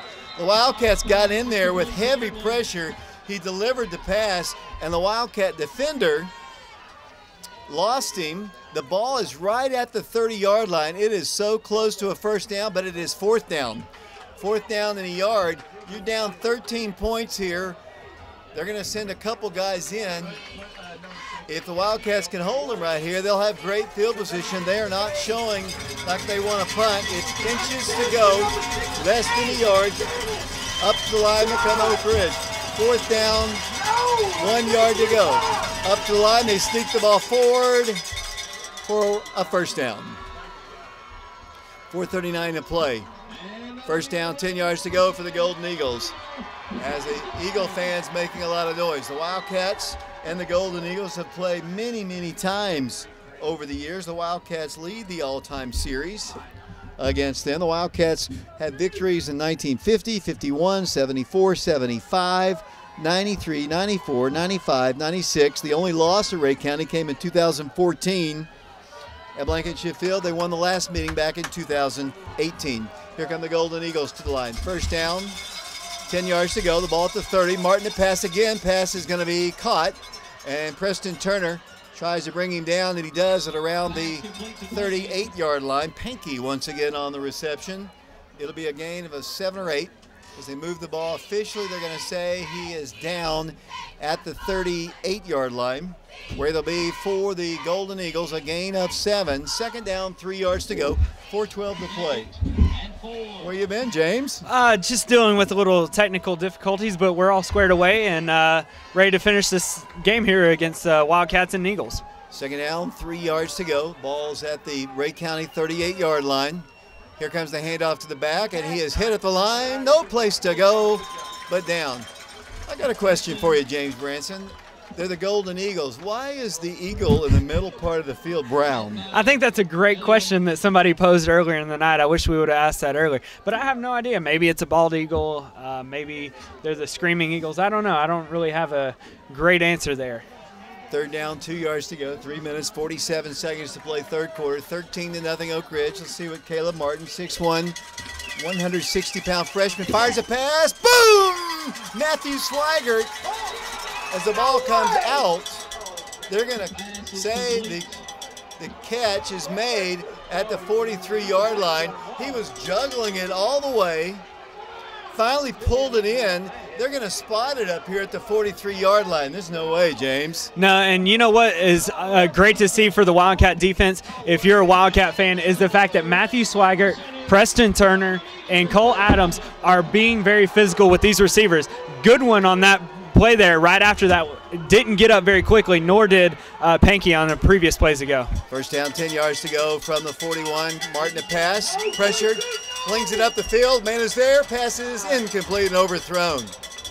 Wildcats got fortunate because that time he had his step on the receiver. He just overthrew him. Yeah, and that was Caleb Martin there, a little bit aware of what was coming off the edge. And Kai Hirsch was coming off the edge very quick and very hard. So he's having a great game tonight, which caused the overthrow. And Cole Adams and Preston Turner were there on the defense. 3 minutes, 18 seconds to play third quarter. 13-0 Wildcats. The winner plays, looks like West. They're way up on Walker Valley. That game would be at West High School next Friday. Up the line will come Ray County. Goodwin splits to the left side. Second down, 10 yards to go.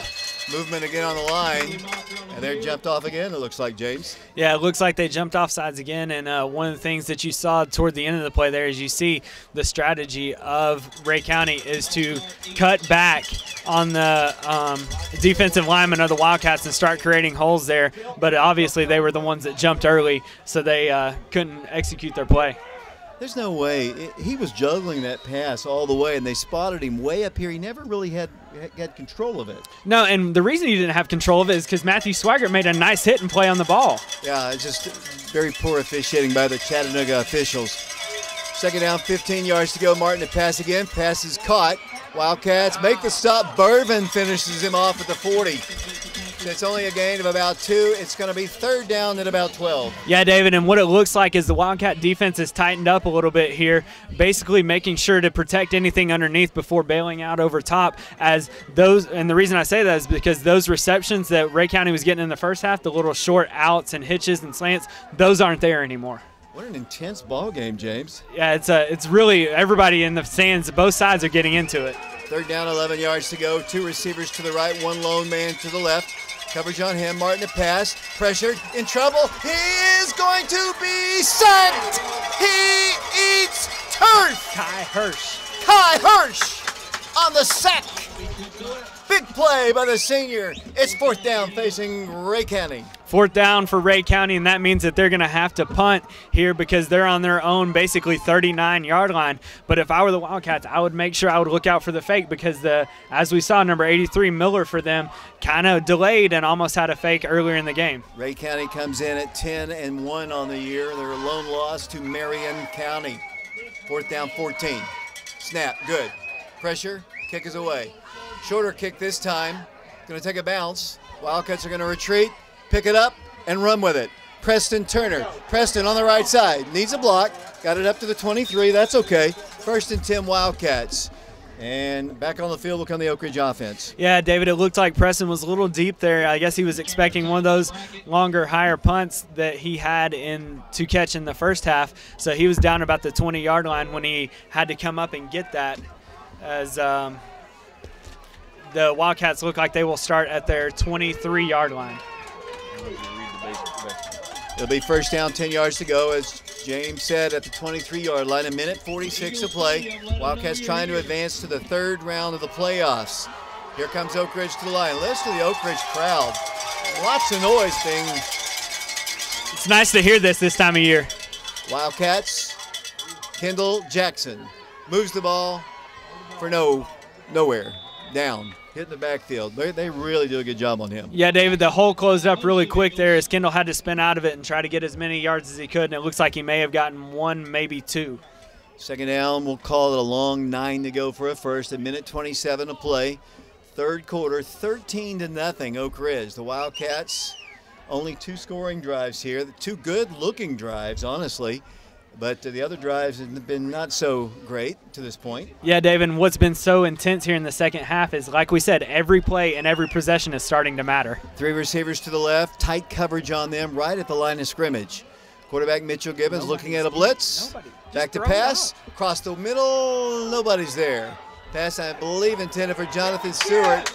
And they're going to call holding against the Golden Eagles. Yeah, David, and as Mitchell basically just threw it right up to Jonathan Stewart there and not able to catch it, and they're going to get the flag. As one more reminder real quick, the Oak Ridge Wildcat basketball team begins play next week.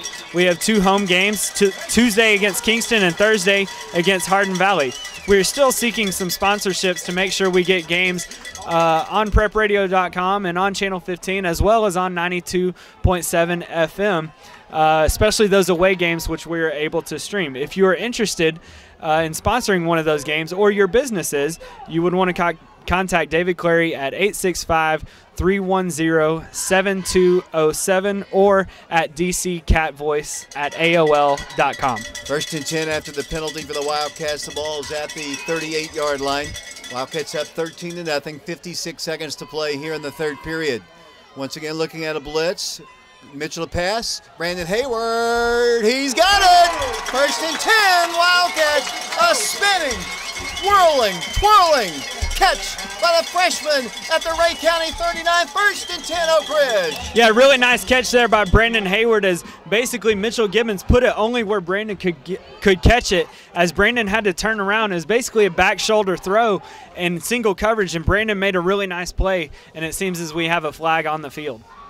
Looks like we might have had a little talking down on the field there, James, and that's going to negate just a beautiful catch. I mean, what a beautiful catch there. I hope we had our camera guys down there. I'm looking for him. It's a long conversation here.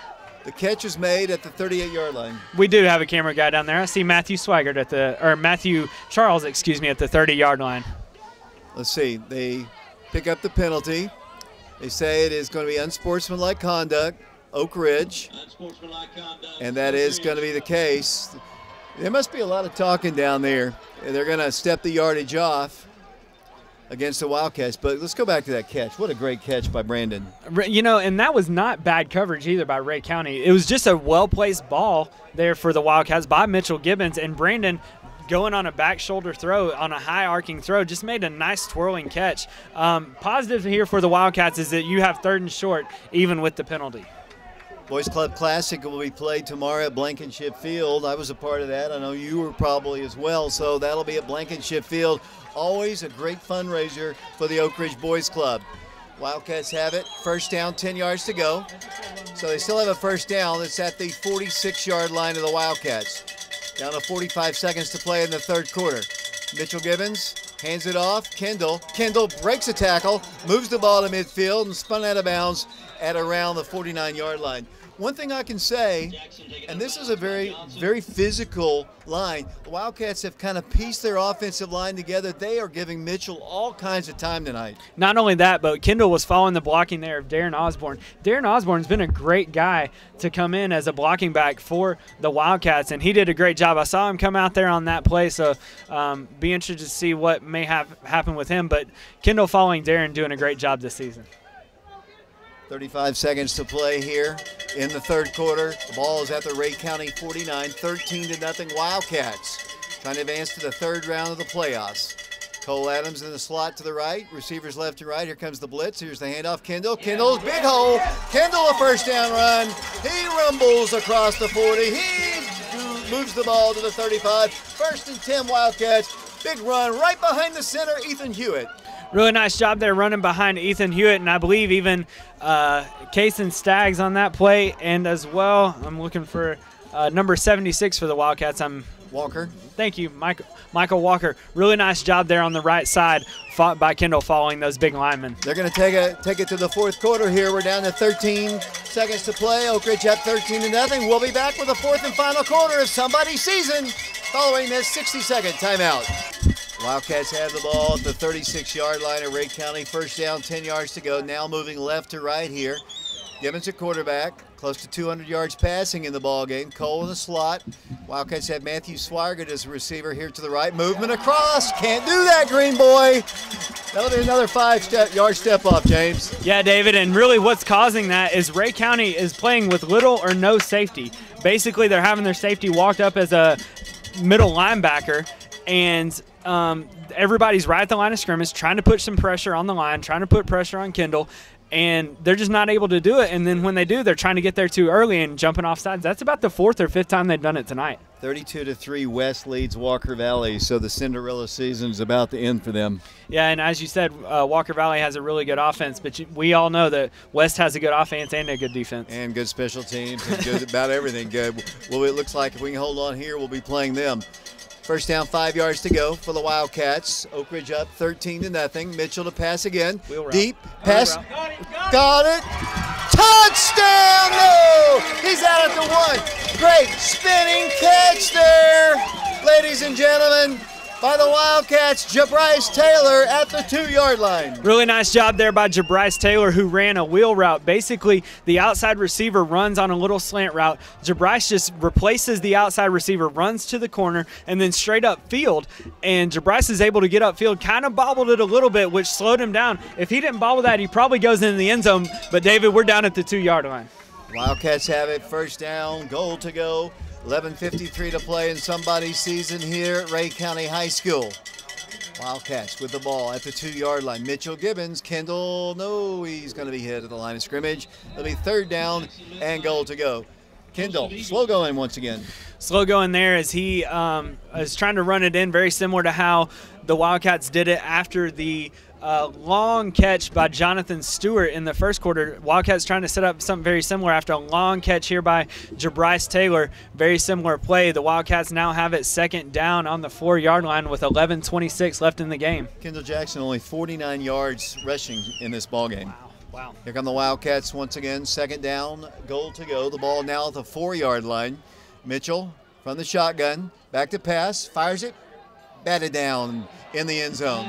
One thing I have been impressed with is their coverage. Their coverage has been really, really tight. Yeah, their coverage has been really good. And, you know, Pankey for them, number 2, is only a junior, so he's only going to get better. And I believe their other one, number 5, Roddy, is also a junior. So really good coverage there, really fast. They're able to keep up with our guys, which is pretty impressive because we got some fast receivers. 13-0, Oak Ridge in the lead. The Wildcats posting a shutout to this point, 11-10 to play in the ball game. Wildcats have it 3rd down, goal to go at the 4-yard line. Jabryce Taylor comes in motion. The Wildcats hand it off to Kendall, and he goes down at the 5-yard line. Not so sure. It'll be 4th down, a goal to go for the Wildcats. Here comes Efren to kick once again. So the Wildcats got it inside the 3, could not get it in. Could not get it in, but good news here is Efren, this is just a little bit longer than an extra point for him, so this is going to be a lot easier kick than the 36-yarder for him. Hopefully he can convert and hit this one as well as he hit the last one. Hayden Tarwater to hold, Kai Hirsch to snap.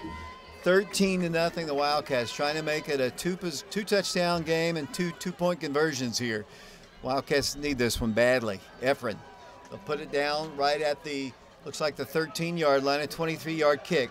Kicks it well this time. It's up, and it is good. Efren Rodriguez makes the Wildcat lead 16-0. 10:22 to play. Back with a Wildcat kickoff in 60 seconds. Tyler Dunham to kick once again. He hasn't been getting those pop-ups real high in this one. This one's high, very high this time. Spinning kick is going to be fielded at the 30. And boom! Down he goes at the 35-yard line. Once again, Cole Adams makes the hit and drops him at the 30. Really nice job there by Cole Adams just sprinting down the field. You know, Tyler is able to get that really far down the field, right at about the 25-yard line. Maybe you wanted that just a little bit deeper to push them back, but really nice execution there by our special teams once again. Still a lot of time, though, James. 10-18 to play in the ball game, 16-0. The Wildcats posting a shutout. Yeah, David, you said this was going to be their 4th of the year possibly if they keep holding here, which you'd really like to see that, especially in the second round of the playoffs. First down, 10 yards to go. The ball is ball's loose on the ground. Another fumble. They have some trouble with their snaps. They fumbled the ball, put the ball on the ground 5 times last week. Yeah, they put it on the ground, and I think a lot of it is the issue with the handoff or the taking of the snap from the quarterback, who's a freshman, kind of stumbling over the guards who are pulling or trying to get the ball out there to the running backs for a fake. But, again, what you said I think was key. 2 touchdowns, 2 extra points is what they got to have to even tie the game. Second down, 11 yards to go. The ball is at the 34-yard line, 9:44 to play. Caleb Martin at quarterback. Screen pass is caught. One man to beat, Jonathan Stewart. He does not beat him. Jonathan, a great fundamental tackle out there. Yeah, and it's really impressive, too, for Jonathan because he was coming from his safety position. He basically knew that he had that guy man if he went to the flats or the very short side of the field there. And, 3rd and long here for Ray County. Oak Ridge is willing to give those little 2, 3, 4-yard passes because that's going to take more and more time off the clock. 9:18 to play in somebody's season here. 16-0 our score. 3rd down, 7 yards to go. The ball is at the 38-yard line. Receivers left and right. Martin to pass. Quick pass batted away. It's incomplete. It's 4th down. 4th down, James Branson. Well, and Dave, that's exactly what you've been wanting right there is the defensive linemen get their hands up. And you know who did it that time? Kai Hirsch. 6'4". He's the man to do it. As it'll be 4th down and no punt team on the field right now. Down 16 points as slowly as they move the ball. They really have to go for it here. You got to go for it and got to take a shot downfield if you want to stay in the ball game if you're Ray County. 4th down, 7 yards to go. The ball is at the 36-yard line. Caleb Martin facing a 4-man front. Rolls to pass. Here comes pressure. Dumps it past, almost intercepted, batted down to the turf by Jonathan Stewart. Who's got the ball, James Branson? That would be the Wildcats, David Clary. They're going to take over. First down, 10 yards to go. They stop them on 4th down. Really nice job there by Jonathan Stewart. Again, coming from his safety position, he had the running back out of the backfield, which was Dalton Hanson, who has had a pretty decent game against Oak Ridge tonight, but not on that play. Jonathan Stewart came up, able to bat that down and get a conversion for the Wildcats as we are inside Ray County 40-yard line. 9 minutes to play in the ball game. 16-0, the Wildcats in the lead. We'll have the post-game show. Mark and Shauna's stats. Mike will do the scoring summary. We'll have player interviews. Joe Gaddis will join us as well. The Wildcats trying to make it to the 3rd round. Here they come on offense once again at the Ray County 38. Mitchell Gibbons at quarterback. High snap. Kendall runs. Kendall stumbles again. Kendall has had trouble keeping his feet here today, James. Yeah, and it seems he's got, you want running backs to run with a little bit of forward lean, and it looks like Kendall's almost running with a little too much forward lean as he's breaking through the line. I'm assuming because he's expecting to get hit as he's entering the line of scrimmage there. Ray County committing a lot of defenders inside the box there to try to slow this down and get a turnover. I've been really much more impressed with Ray County's athleticism than I thought I was going to be. Usually they're not as athletic. This is an athletic team. And very athletic defense. Right, for sure. Second down, 10 yards to go, 8 yards to go. I'm sorry. Wildcats receivers left and right. Wildcats Cole in motion once again. Wildcats, second down 8. Here comes the blitz. Here comes the handoff to Kendall. Kendall outside, lowers his shoulder and goes down. Nice tackle by number 11. He just slings him down to the turf once again. That is Elijah Davis there on the stop. It's 3rd down and about 4. Yeah, and it looked like the same play there from the Wildcats as the previous play. You say nice tackle by number 11. I think Kendall Jackson took a nice hit to him. Yeah, he dished out some contact for sure. 7:51 to play in the ball game. Oak Ridge on top, 16-0 over the Golden Eagles. 3 receivers, Jalen Hayward, one of them, out to the left side. Now Cole comes in motion. He's in a slot. 3rd down, 6 yards to go. They're across the line. Green boy, you can't do it. I've been saying that to you, James Branson. First down, too, is what that is because that was 3rd and 3. That's an easy first. And what else that does is that takes more time off the clock for the Wildcats. They're able to slow the game down even more and melt the clock even more. 7:37 to play. The Chains are moved. First down, 10 yards to go at the 27-yard line. 7:37 to play. The Wildcats in the lead, 16-0. As you said there, David, or as Mike said just a moment ago, that's their 10th penalty. It's a lot of penalties, and a lot of them have just been like that. Just really, At least 4 or 5 offsides. Right. Jalen Hayward split out to the left side. The Wildcats have a receiver to the right. Wildcats, that's Preston Turner. Handoff, Kendall Jackson trying to get wide. Flags are down.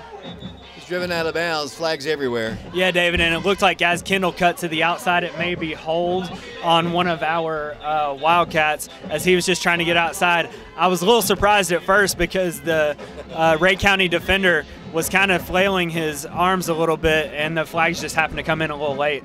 The Wildcats hoping to play the West High Rebels for the second time this year. The last time we played them, Mike Sheehan said, do not get the tents out. It's going to be sunny and dry. It rained. I got more wet in that ball game than I ever had. Mike? David, I will never live that down. And I promise you, nobody was any wetter than you and I. Nobody. We were soaked. Mike said, we don't need the tents. It's going to be clear. The forecast is great. It was a monsoon at West High School, James. You know, David, the last time that I went to West High School, I think we won. And so maybe it's me. Maybe I'm the one that needs to go back to West. Are you saying Jared Tharp was bad luck for the Wildcats? I would never say that about a former Wildcat at all. It'll be a loss on the hold. First down, 19 yards to go. Back at the 37. Mitchell's going to pass. Down the way. Preston Turner can't make the catch. Pass interference against the Golden Eagles. Gavin Roddy. Pass interference. Preston Turner, we talked about this, needing to get Preston more involved in the offense. Absolutely, and I was even going to say that. You mentioned that at halftime, and I think at this point, when you get to this point in the season, it doesn't matter who it is. I think you play your best 11, regardless of if they're playing both ways, because this is when it comes down to, this is basically probably could be your last game of the season. I want to remind everybody that Oak Ridge basketball begins on Monday. The Wildcats are at home against the Kingston Yellow Jackets. Then on Thursday, they are at home against Hardin Valley. Not a radio games on Monday or Tuesday and Thursday. We will have it on prepradio.com, Oak Ridge Schools Television Channel 15. Oak Ridge and Kingston on Tuesday from the arena. Thursday, the Wildcats in Hardin Valley from the Wildcat Arena. That'll be Tuesday and Thursday. Yeah, David, and it's hard to believe the basketball season's here already. Well, I'm just happy we're looking like we're going to the third round of the playoffs here. Wildcats, first down, 5 yards to go at the 22-yard line. Mitchell will hand it off. Kendall Jackson hitting the backfield, breaks a tackle, 20, 15, 10. He's got 6 points. Kendall Jackson took it to the house. Touchdown, Wildcats. Yeah, really nice job there by Kendall on that play. He shows you how special he really is. He fought off 2 or 3 defenders in the backfield, and what was really positive about that was the blocking downfield by his receivers. His receivers blocked so well, as soon as he got past the line of scrimmage, he could have waltzed into the end zone. And the Wildcats will go for the extra point. Efren Rodriguez once again. Oak Ridge ups their lead over the Golden Eagles to 22-0. Efren will come in to try to attempt the extra point. Hayden Tarwater, he's the holder. Here's the hold. The kick by Efren is up, and it's good. 23-0, Oak Ridge over Ray County. We'll be back with a Wildcat kickoff in 60 seconds. Now we can finally relax a little bit up here as Tyler Dunham will kick the ball away. 6:55 to play in the ball game. 23-0 Oak Ridge. Tyler, high kick. Fielded at the 24. Giving ground to the right side. He's got a lot of running room towards the sideline. He's going to be shoved out of bounds finally. Way up the field here, and it's going to be at around the 47-yard line officially. It's where they push him out. They've done the best job of any team we've played returning the kicks against the Wildcats. Yeah, David, and I would agree with you there. And what makes what the Wildcats do so hard to get yardage on is they try to pin you to one side of the field. So even I believe Panky there was the one that received it. Panky went all the way to his sideline. He probably ran close to 100 yards just to get across the 50. First down, 10 yards to go for Ray County. The ball at the 47-yard line. The Wildcat defense has played absolutely fantastic. Caleb Martin to pass. High floating pass. Pass is going to be batted down. Pass interference against the Wildcats. Might have had his left hand on him. Preston Turner defending. It's going to be pass interference. Yeah, it's going to be pass interference there on Preston, as Preston is saying that I just had my hands in his face. I'm allowed to guard him with my hands in his face. Apparently they think that Preston got into his body a little bit there. Here in a moment, we're going to go down to Lee Wexler. He's got a report for us down on the sidelines, on the Oak Ridge sidelines. And we'll go to him here in a few short moments. He's been carrying that microphone the whole ball game, hadn't said a word. As the Wildcats give up the penalty in the first down. It's 1st and 10 at the 32-yard line. 6:41 to play in the ball game. 23-0 Oak Ridge. Martin back to pass again. Fires the pass, caught. And Matthew Swigert needs a little help, and he got it from Jacob Burvin. It'll be a completion, but they're just so slow getting up the field here. It'll be 2nd down facing the Golden Eagles, 2nd down and 7. Here we go quickly to the line. Receivers left and right, 2nd down, 4 yards to go. Martin to pass, floats it, pass is there. Pass is going to be batted away by Preston Turner. It'll be 3rd down and 3 yards to go. Yeah, David, and the Ray County Eagles just don't have enough time to complete these short little routes to get them upfield because they got to go down the field. They're down 3 scores and 3 2-point conversions if they want to take the lead here, which is looking more and more unlikely as we have about 6:13 left in the 4th. And players shuttling in once again. Goodwin. Goodwin hasn't been as active here. The Wildcats have done a better job on him. Done a lot better job as Preston Turner's really been playing inside technique and cutting off those slant routes on Goodwin. 3rd down, 4 yards to go. Martin to pass again. Fires a pass. It's too high. Incomplete. It's 4th down. And it'll be 4th down, 4 yards to go. 6:10 to play in the ball game. And let's see if Lee's ready to give us that report. He's doing his stretching exercises down there, trying to get his attention. 6:10 to play in the ball game, 23-0 Oak Ridge, and obviously they have to go for it, 4th down. Yeah, as Wildcats really need to stop here. 4th and 3, really, Ray County can run anything in the book, so the Wildcat defense has to be ready for it, as it looks like we might have a timeout here. Officials timeout, it looks like. I didn't see any flags, didn't see. Let's see how many people we have out on the field there. They stopped it really quick, maybe a sideline violation, whatever it is. We're going to start again. It's 4th down, 4 yards to go. 4th and 4, and like I said, anything in the playbook is open here as the Wildcat defense has to be prepared for whatever the Ray County throws at them. 23-0 Oak Ridge. Caleb Martin to pass. Pressured. Big pressure. He's in trouble. Rolling to his left. He's about to get sacked, but he's just going to take it to the house. Runs out of bounds because BK all day chased him out. Really nice job and really good pursuit as Brian Kelly stayed at home there and didn't allow Caleb Martin to get outside of him. And if you're Caleb Martin, you got to take at least a chance and throw it down the field there. You can't run out of bounds because if you run out of bounds, you basically give yourself up and you know it's going to be turnover on downs. You would love to see Caleb Martin throw it downfield there if you're Ray County, but great stop there for the Wildcats on defense, and hopefully we can run out the clock here. 6 minutes to play in the ball game. 23-0 is our score. The Wildcats take over at the 42-yard line. Now moving left to right here. The Wildcats have Hayward to the left, Swigert to the right.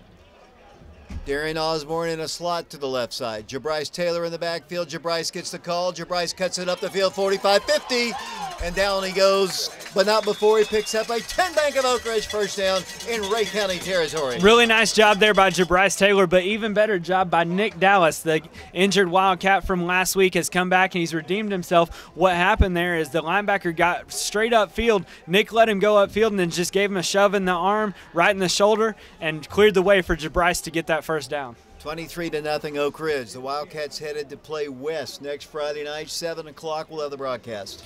Broadcast will be broadcasting at West, so the environment there is going to be electric, and we need all the Wildcat fans to get out to that game as well.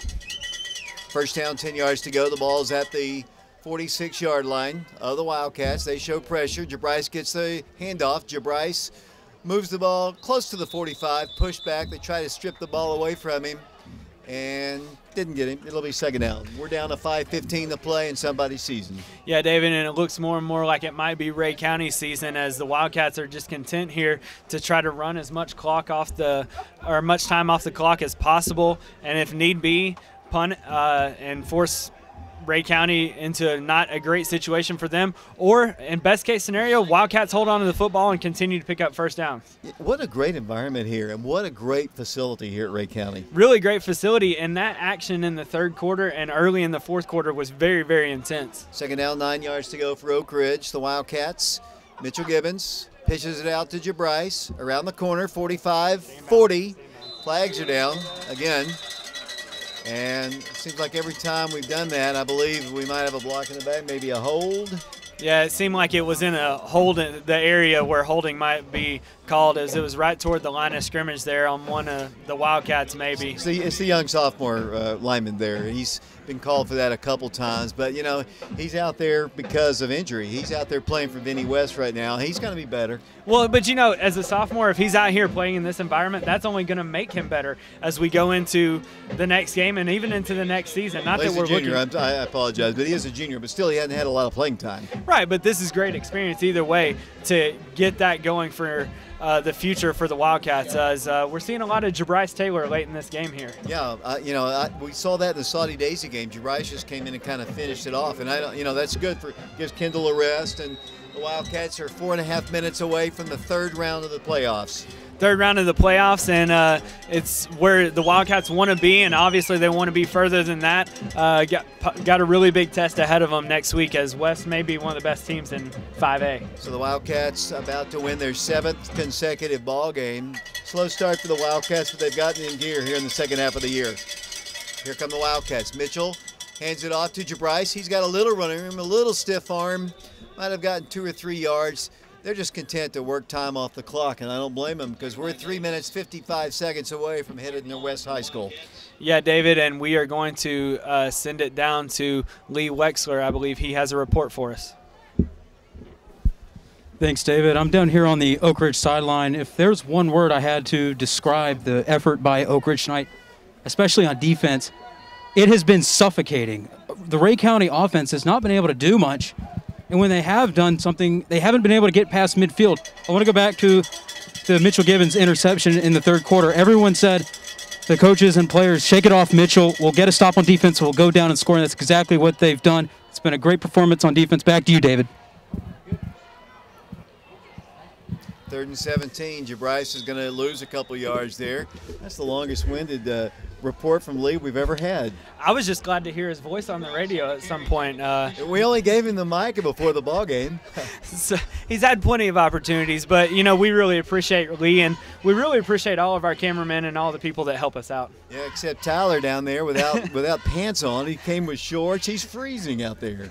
It's got to be hard, but, you know, it's well worth it because the Wildcats look like they're going into the third round of the playoffs as we're set to punt here on a very 4th and long. 2:39 and counting. Ray County down 23-0.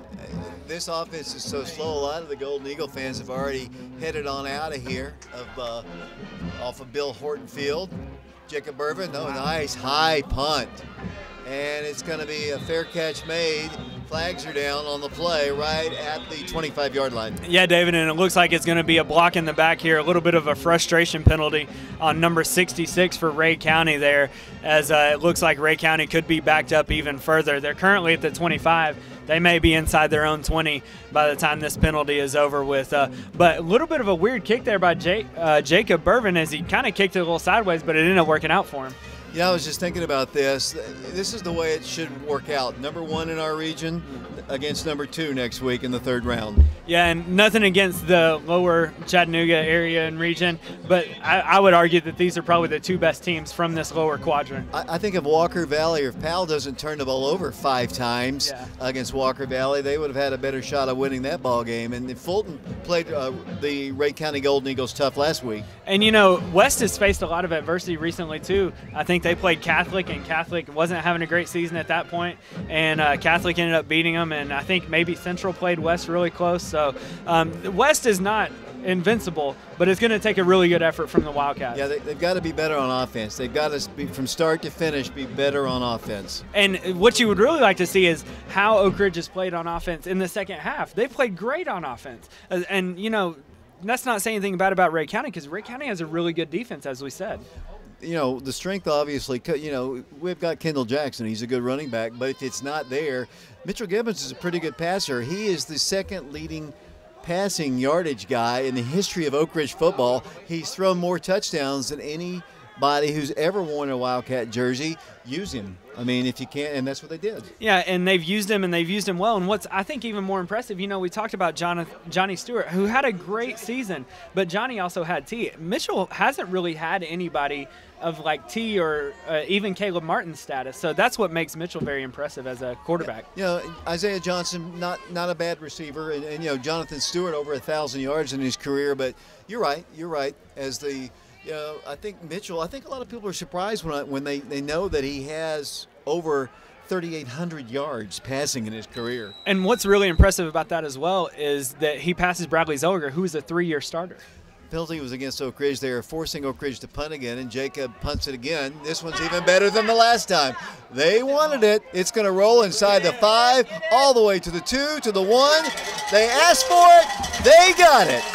They took the penalty, made Oak Ridge punt, and Jacob put it inside the 5-yard line. Really nice job there by Jacob. And, you know, we've been talking about field position all game, especially in the first half, how the Wildcats had no field position. Well, how about this? A little bit of a flip to the script as the Wildcats started at the 1-yard line. At their first possession, it looks like Rhea County may start at their 1-yard line on their last possession. Another flag on the field from our friends from Hamilton County.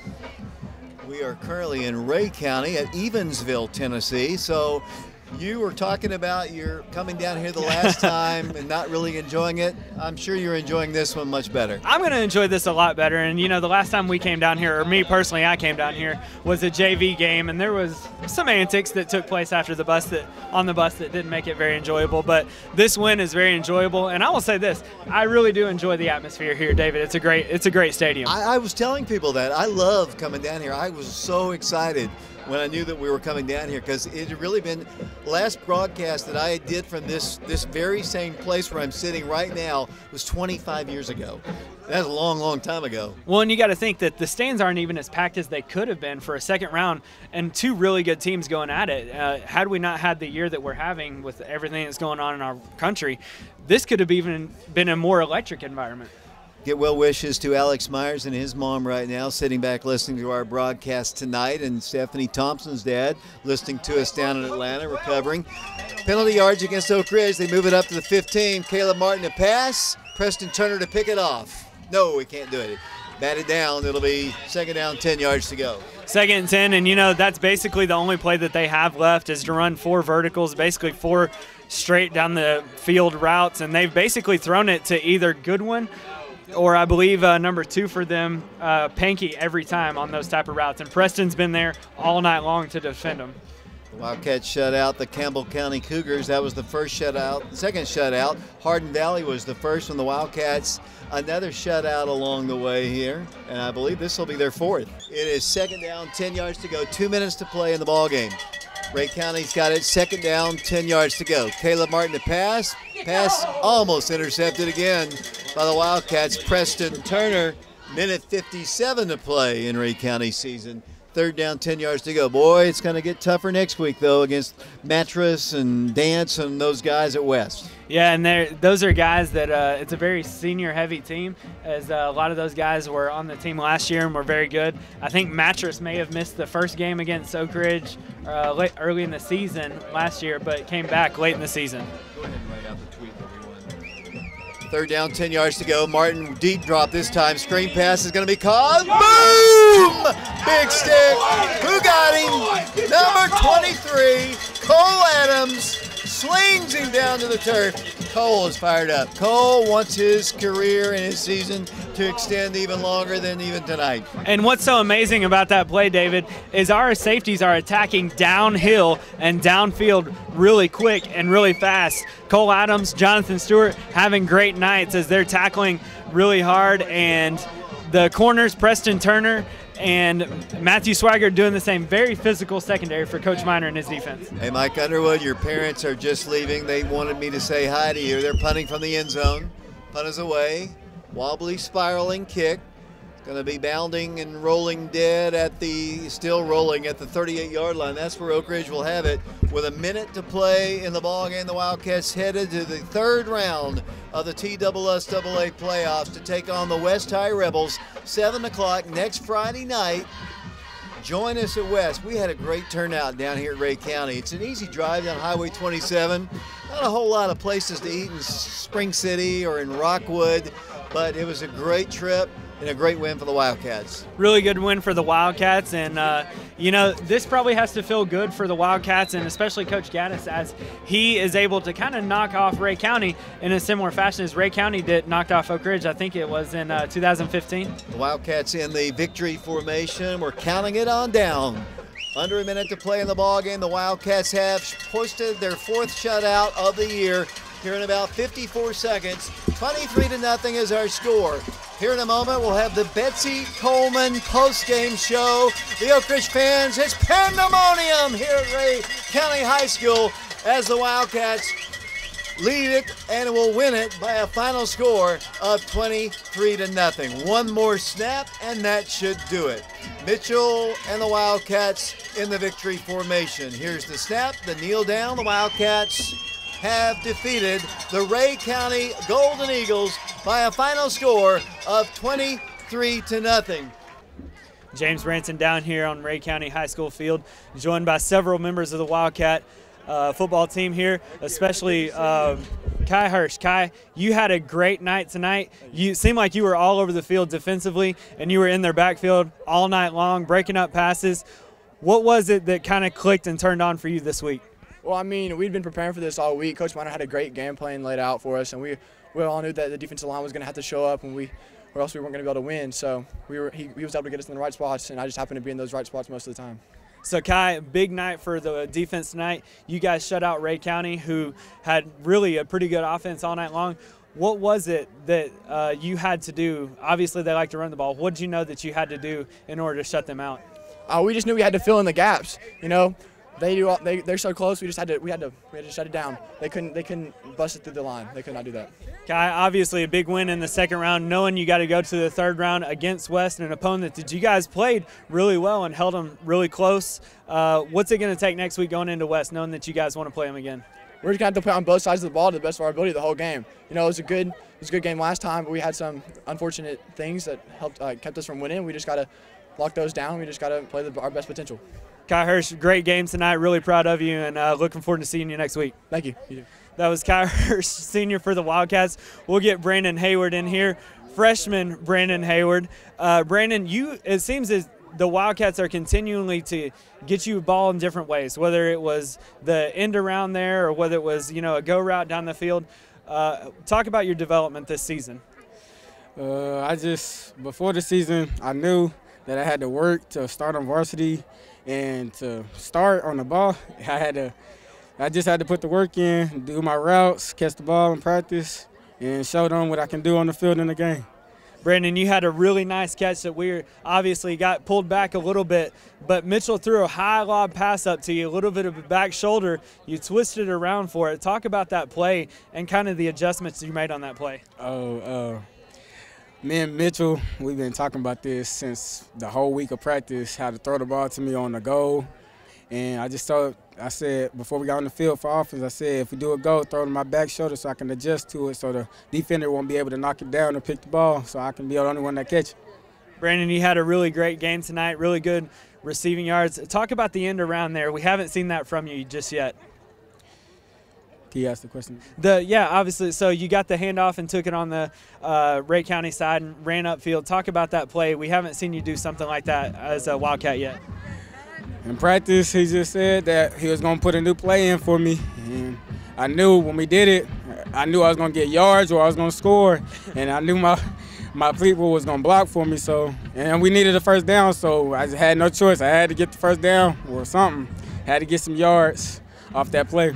So, Brandon, I know you played in Knox County League a little bit younger, and you probably know a lot of the guys that are playing for West. What does it mean for you to get an opportunity to play them again? Well, since I played in Knox County, we always, when we grew up, I said, when I play with the high school, I'm going to be playing against y'all.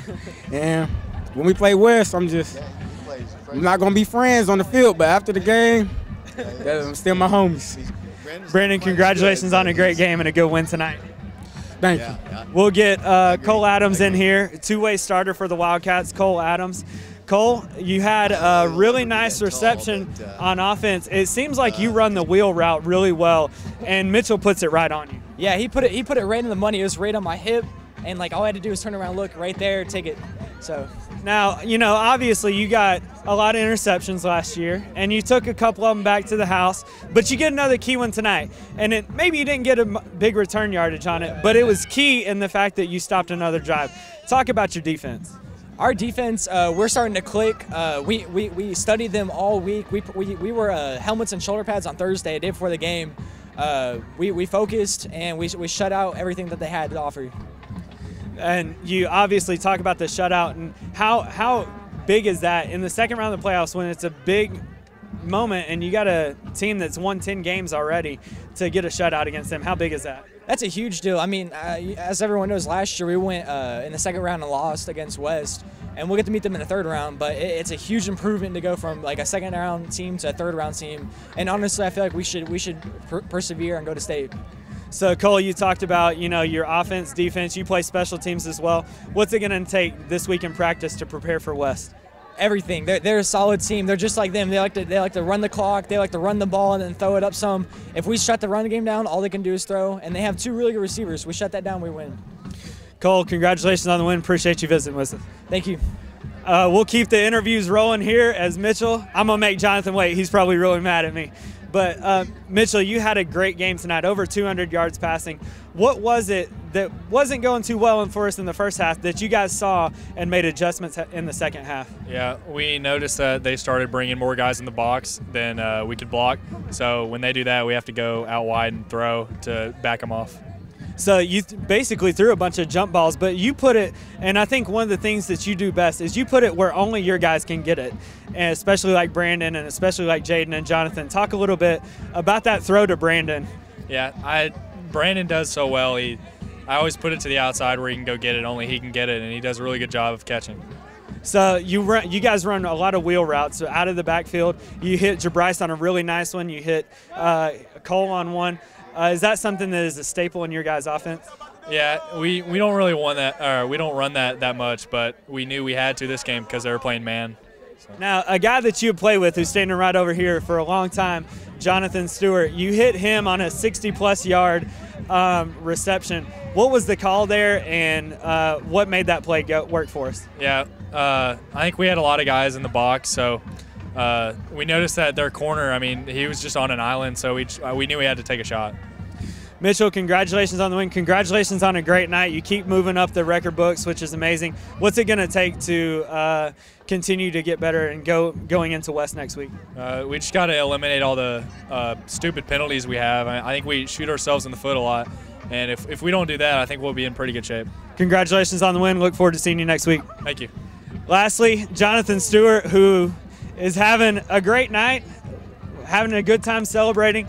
Jonathan, huge game, over 80 yards receiving in the first half. What did you guys see that allowed you to get open? Man on man, no safety over top, so we just took advantage of that and stuck with the game plan we had all week. So, Jonathan, on that play, I'll be honest, I wasn't paying attention too much. The play looked like on that long reception for you, it was a little behind you. What adjustment did you have to make in order to get upfield and make such a nice play? My QB went through it where only I can get it. I had to come back for it and get the defender off me to catch the ball. And when I first caught it, I didn't think nobody was around me, so I stopped, and then I took off and then got caught. It looked like you kind of looked around, you're like, you're right, nobody's on you, and then the guy just kind of fell down. Yeah. Were you thinking about a high-five celebration there at the end? No, nah. Not at all. Well, Jonathan, you had a great night. and really good for the Wildcats. You guys are moving on to the third round. How important is it this next week going into the West game? It's very important. We lost last year in the third round at the same place, so we got to come and practice with intensity and be focused all week. Jonathan, you had a great game. Look forward to seeing what you do next week. Thank you. We will send it well, actually, we will keep it right here, as I think Coach Gaddis is finishing up talking to a few of the his players and a few of the family members. So, Coach, not exactly what we started, not exactly what you wanted to see in the first half, but you guys came out in the second half. Offensively, you executed. Defense continued to do well. Special teams, and it was really an all-around victory for you guys tonight. Well, it was, but highlighted definitely by our defense. Defense to shut this team out, and nobody's come close to shutting them out all year long. Our defense was great. Our defense has played really well all year long, except for one game. Disappointed offensively that we didn't take advantage of, well, the first play of the game. We had good field position after the fumble, and then we ended up having to punt that away. We complete a pass down on the 1 yard line, and we have to settle for a field goal, I do believe. And those things like that, plus penalties, we can't beat a team like West not taking advantage of opportunity on offense and having that many penalties. So we're going to have to shore that up offensively and penalty-wise. Our defense is going to give us an opportunity to win against anybody. We just have to play better on offense. And I think we're playing, you know, over the course of the season, the best team in Tennessee has been West High School. So we've got to play a great game next week. Coach, you mentioned your defense, and, you know, I was just sitting here thinking a lot of the guys that I just talked to were seniors. You know, Mitchell Gibbons, Jonathan Stewart. You got Jackson Adams, who's great on defense and offense for you. You got Cole Adams. How important is it for your seniors to lead and kind of be the example out there for guys like Brandon Hayward, who are playing very early in their career? Our seniors have really done a good job leading, and as we've gone into the playoffs, they've stepped it up a notch. Just listening to some of them talk in the pregame huddle out there after warm-ups, I mean, they're saying all the right things. They're doing all the right things. So senior leadership has been tremendous for us, and hopefully our younger guys are listening, learning, and we just got to keep going another week and then take it from there. Coach, it seems like your offense evolved there in the second half, and you guys were able to get people open, and I think a lot of that had to deal with, you know, giving it to Kendall and showing Kendall a lot, and then that playing off of Kendall in the second half there, which allowed your passes to open up. Yeah, the only thing that we did wrong defensively in the first half, well, we gave up too many yards on the hitch. It was too easy. They had the one long run that changed field position. Every time we got the ball, it was in the 10-yard line or inside the 10, really limited our offense. They stacked the box. We were a little afraid to throw certain passes down. They didn't want to turn it over. And then in the second half, after the opening kickoff, even though we didn't do anything with it, we had field position was different, and we were able to open up our offense a little bit. We had to throw the ball to get people out of the box, and once we did, you know, Kendall had some big plays. The long touchdown run, I don't know how long it was, 30 or 40 yards, but still, that was a big play in the game. Huge play in the game, and, you know, obviously next game is the biggest game. Obviously, win or go home. West, a team that we are very familiar with. This will be the fourth time in 2 years we played them. What do we need to do next as we get into next week to continue to improve and advance? Well, you know, last time we played West, our defense played well enough to win. I think they scored 20 or 21 points. What did we have, 3 or 6 or something like that? Offensively, we didn't do anything. We had negative yards rushing against a great West defense. So we have to move the ball against West. Our defense, I guarantee you, will put us in position to compete in that game. It's up to our offense to do something to make the game competitive, because you can't score a touchdown or a field goal and beat West. Our defense can't stay on the field all night and beat West. Coach, any final thoughts as we are about to send it back up here? Well, you know, I'm happy with the win, obviously. At one point, we were 2-3, having lost to some good teams. I mean, we lost to Dobbins-Bennett. We lost to Farragut. We lost to West. What is our record now? Is it 9-3? I don't even know. We've won 7 in a row, I think, and I believe it is 9-3. So, you know, we're on a roll. We're playing better. Our offense can still step it up many notches, and we're going to have to beat West. Coach, one last thing. Give the Wildcat fans a reason to get out and go to the games, because these guys are playing really hard next week. You know, if I have to do that, there's something bad wrong. COVID or no COVID, you're a lot safer outside than inside. You know, you got to go to the game at West High School next week. I think, like I said, over the course of the season, West has been the best team in the state, not just in East Tennessee. And we're playing really well. And if we play well on the offensive side and continue to play well on defense, we'll be in the game with an opportunity to win. You know, I shouldn't have to convince Oak Ridge fans to go to this game for sure. Coach, congratulations. I will say one more thing. There are only 4 teams left on this side of the state playing football. A week from tonight, there'll be just 2. If we can beat West, we'll be one of 2 teams still standing in East Tennessee. And a lot still to play for, obviously. Absolutely. Coach, thanks for visiting with us. Congratulations on the win. Thank you. David, we'll send it back up to you all in the booth.